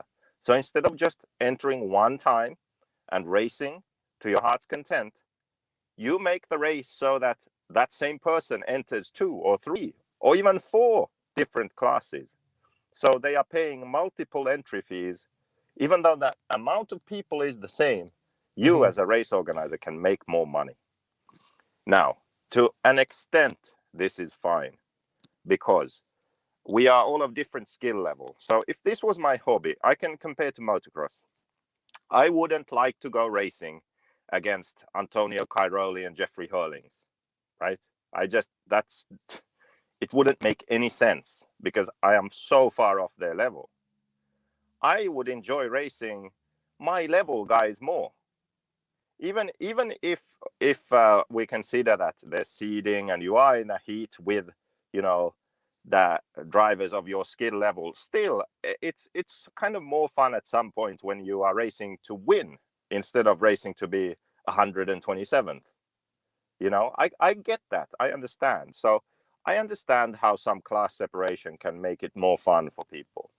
But here we run into the issue.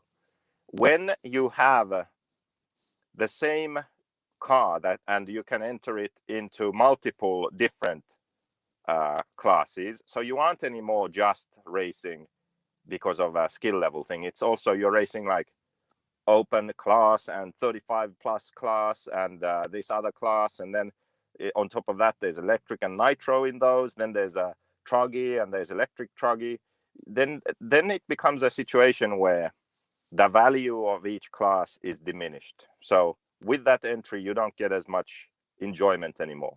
It becomes a situation where to go to a race you really have to race multiple classes for it to be fun, because otherwise you're just sitting around waiting. So that's my worry about where this is heading, because now we had, I think, 4 different nitro buggy classes alone, and then on top of that there was e-buggy and nitro truggy, and it's just getting to the point where we need to find the balance. European races have been awesome. Mostly they just have the one class, but sometimes they are split into 2. And that's fine. Everyone gets a lot of track time with that one entry. If you want, you can go to a race and just have one entry, and that's enough.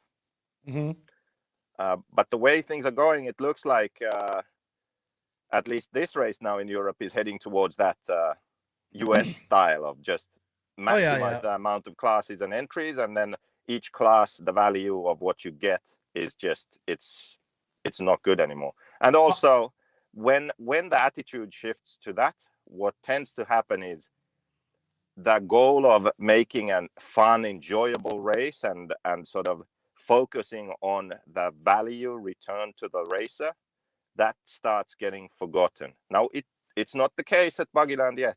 Everything was great. There was a buffet. There was a bar with drinks and food and good pit space, and everyone had electricity and chairs and tables and tents, and like everything was taken care of. Good compressor for cleaning the cars, all of that. But I'm just saying, we are seeing the signs of heading in that direction, and it's not good. Well, so we need to nip it in the bud right now. Well, to be fair, you're not the only person complaining about that. So I saw lots of reports from this race talking about the same thing. They're just not happy with how it was done, and I can get that. And also my main gripe with this was the absolute look. All right, first off, I'm happy that we had Chris from Circus RC there. I enjoy when he does pictures and the inside looks and his website stuff. But Chris is not a live streaming service. You know what I mean? He streamed that race for his French viewers, and that's not his thing. He's just doing it from his phone. He's not there to stream. we talked about this race. We did a preview for this race. We thought there was going to be cover. I thought Info RC was going to be there. I was so fucking pissed when I found out they weren't there. And then there was nobody there. And then, this is only the second time we've got to see all you guys race this year. Second time, second time we got to see the pro guys in Europe race. And we didn't get to see them race. So at this awesome track, this awesome track in the middle of Madrid, great racing going on, and we couldn't really watch it. We had to follow it. The only way I could watch it was to follow it with, with my phone. And then I was watching what Chris was showing. So I want to know what the frick happened. Why wasn't Info RC there? What's going on? I don't know, but I think something happened, like some sort of personal kind of level issue happened. I think there was supposed to be coverage, but for whatever reason, something went wrong to where there wasn't. So I think originally the plan was that there would be some coverage, but then for something happened, and then Info RC didn't show up, and I don't know who's to blame or who gets the biggest slice of the blame pie, Miguelo or the organizing club or Info RC. I don't know, but I do believe that there was a plan in place for there to be coverage, not like RC Racing TV level coverage, but something, right? Right. But then it didn't happen for whatever reason. So next year, definitely, we're working towards, I'm pushing for it too, and kind of pitching the idea to have proper coverage for this race. They should. Well, here's my question, Joseph. I know that Miguel wasn't Efra supposed to be involved with Miguel in this whole Masters of Europe thing a couple years ago or something like that. No, I don't think Efra was. Okay. Efra's doing the thing with the national federations where Control or RC Racing TV. Right. I know that stuff. Like they are doing the national races of the federations, but not these races, I believe. I get that. Well, this would have been a great collaboration to do. You know what I mean? They could have done it. It would have been. They could have done it used Info RC or used the cameras there, and then just had Nick and Matt. That I was hoping they would do that. So Afra, if you guys, I don't know what the relationship is with Miguel and them. I might be shaky, but I just thought this was a good opportunity for them to do this. But I understand that. I understand probably why they were there. But the thing is that I hope that it doesn't get to the point where Miguel feels like the race was a success because there were a lot of entries and it made good money, and that's it. Because there are so many other things that you need to consider for was this a success or not. And a lot of people that I heard talking were saying that they weren't really happy with the way there were so many classes and that one entry didn't really get the value. Now, there's one thing that happened which makes it's like get out of jail free card almost. So because of rain scheduled for Sunday, they changed the 3-day rate into 2-day rate. Yeah, so we raced everything on Friday and Saturday, of Friday, Saturday, Sunday. So that meant that we were 8 a.m. to Oh, you're breaking up really bad there. Okay. But this schedule change made it so that it was a bit of a shit show in some way. So the schedule change made it so it was a bit of a shit show in some respects, the race, because of the scheduling and all that stuff. But it was kind of forgiven in a sense, like, oh, well, this is extreme circumstances. So had it been normal and had there been any kind of issues then where people don't feel satisfied, then it would be more legit to complain. Does that make sense? I agree with you. The rain saved it. They ran the race fine, no problem. But I mean that because of this, it's like, well, this was extreme case. Like, do you see what I mean? All right. Yeah, I get that the rain kind of gave it an excuse, so people weren't stuck there all day and whatnot. I fully understand that. I just think as RC fans, I know I got a lot of people messaging me, asking me, where's the coverage for Buggyland? And I felt like an idiot because I thought there was going to be coverage. And I just, I just wanted to see these guys race again because we haven't gotten to see them race. And I wanted to see you race. And honestly, we just couldn't tell with Chris's stream. And that's no, I'm telling you, that's nothing against Circus RC. That's not what they do. You know what I mean? I think if Info RC would have been there, like, he does a good job on his own. So it's quite a shame that the fans of RC did not get to watch this. And I hope Mugello, I mean, I guess there's some space for a race like that in Europe, but I don't know if Europeans really like that. I mean, it was like 3 or 4 or 5 truggers in pro. Did they run all the truggers in the same heat or something like that? I can't remember. I think there was a full hit at least, yeah. Ah, okay. But it's just, let's let's not start this game of just add 35 plus. What the fuck is that? Yeah. Let's be honest. I mean, I raced it. It was good for me because I could only race Nitro Buggy. So I had 2 classes on Nitro Buggy. So for me, yeah, I liked it because of that. But I know that 35 plus class is basically just making the day longer for most people at the track and reducing the value they get from one entry. I agree. That's how it is. That it's also when you have 3 skill level classes, it's too much. I agree. If you want to be a big race like this, then don't do that shit. Seriously. It's right. Yeah, maybe you do get the entries, but you need to strike a balance between how to make a great event for the people who go and how to still make money. There's a balance you can strike there. I agree. Real quick before we let you go, Joseph, any rumors, anything you're hearing for 2022 coming out of this race? You always heard things, or we can't talk about it, or we're going to save that for another podcast. Well, this race, actually, I was sort of thinking like, I haven't been to a race in such a long time, good time to catch up with people. But then with the schedule change, everyone was just so busy, and then second day so tired. So I didn't really speak with that many people about stuff. I do know that there are some changes coming. I can say one thing. So it seems like Baruffalo is switching to Tekno. Really? Which is kind of out of left field, but I heard it from 2 different people now, and so it really looks like that's happening. Well, he was signed up for AMS. I didn't expect that. But he's not going. He's not going now. But I mean, Tekno needs a top European driver. So I can see this being a good move for them. So this could be a good move for him. Yeah. That'd be interesting. I'm hearing some rumors too. Some movement in silly season this year. Oh, it's gonna be a lot. We're gonna see a lot of because of COVID maybe, but I think we'll have some changes coming. Oh, I know there's some changes coming. I know. So, but that's for later. We gotta keep people, interested. Keep people interested. Silly season's gonna be awesome. All right, Joseph, I'm gonna let you go. I know you're at the track. Hey guys, we have an NNRC Discord. Now it's open. If you want to join that community, it's really cool. We get to know each other better and talk about other things besides RC. The link for that is in the written description of this podcast.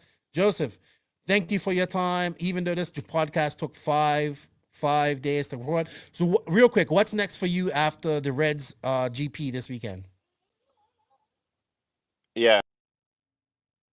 And of course, that happens. He gets kicked off from the call because he's probably on his last bar of his phone. So with that said, I'm going to let Joseph go. He's going to the Reds GP this weekend. They're testing. He's got the new Mayako.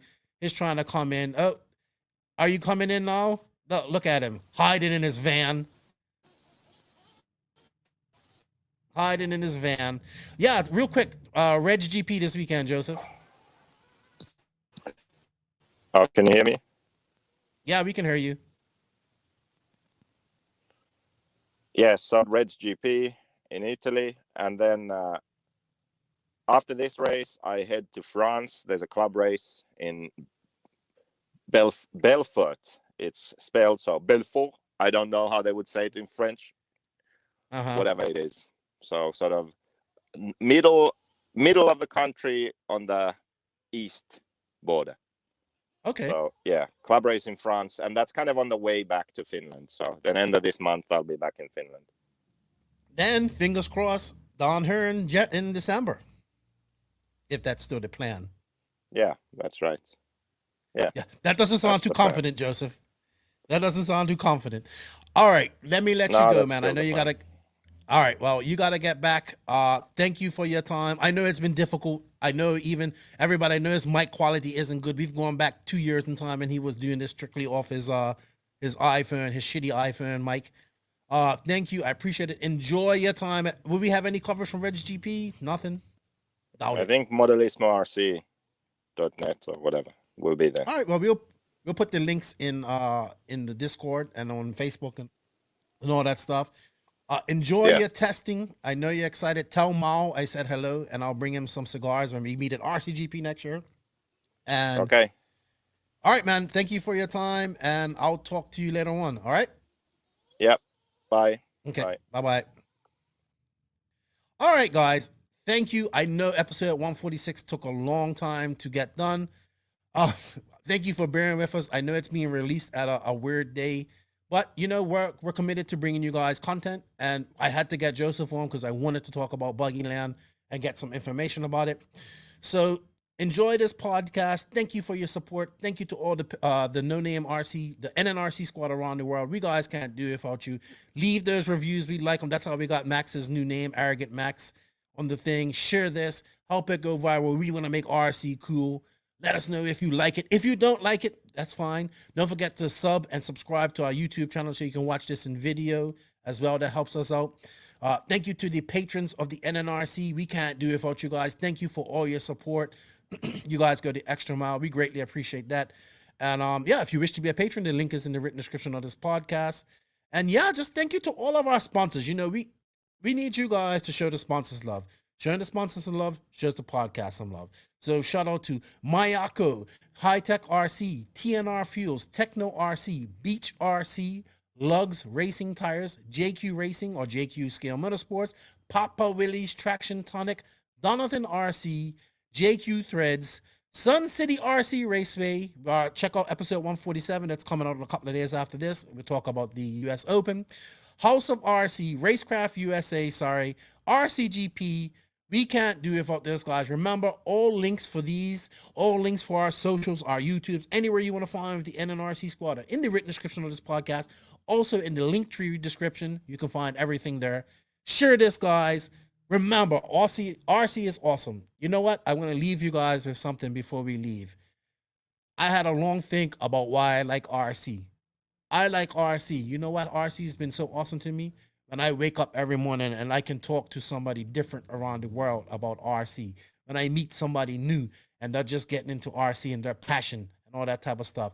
RC is freaking awesome. Let's spread the word and get more people running and racing with us, and it will make it better for everybody.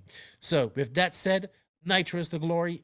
E-Buggy pays the bills. If you ain't grinding and sliding, Lefty, JQ is already out. Enjoy this podcast. Spread the love. RC is awesome. We'll see you next week.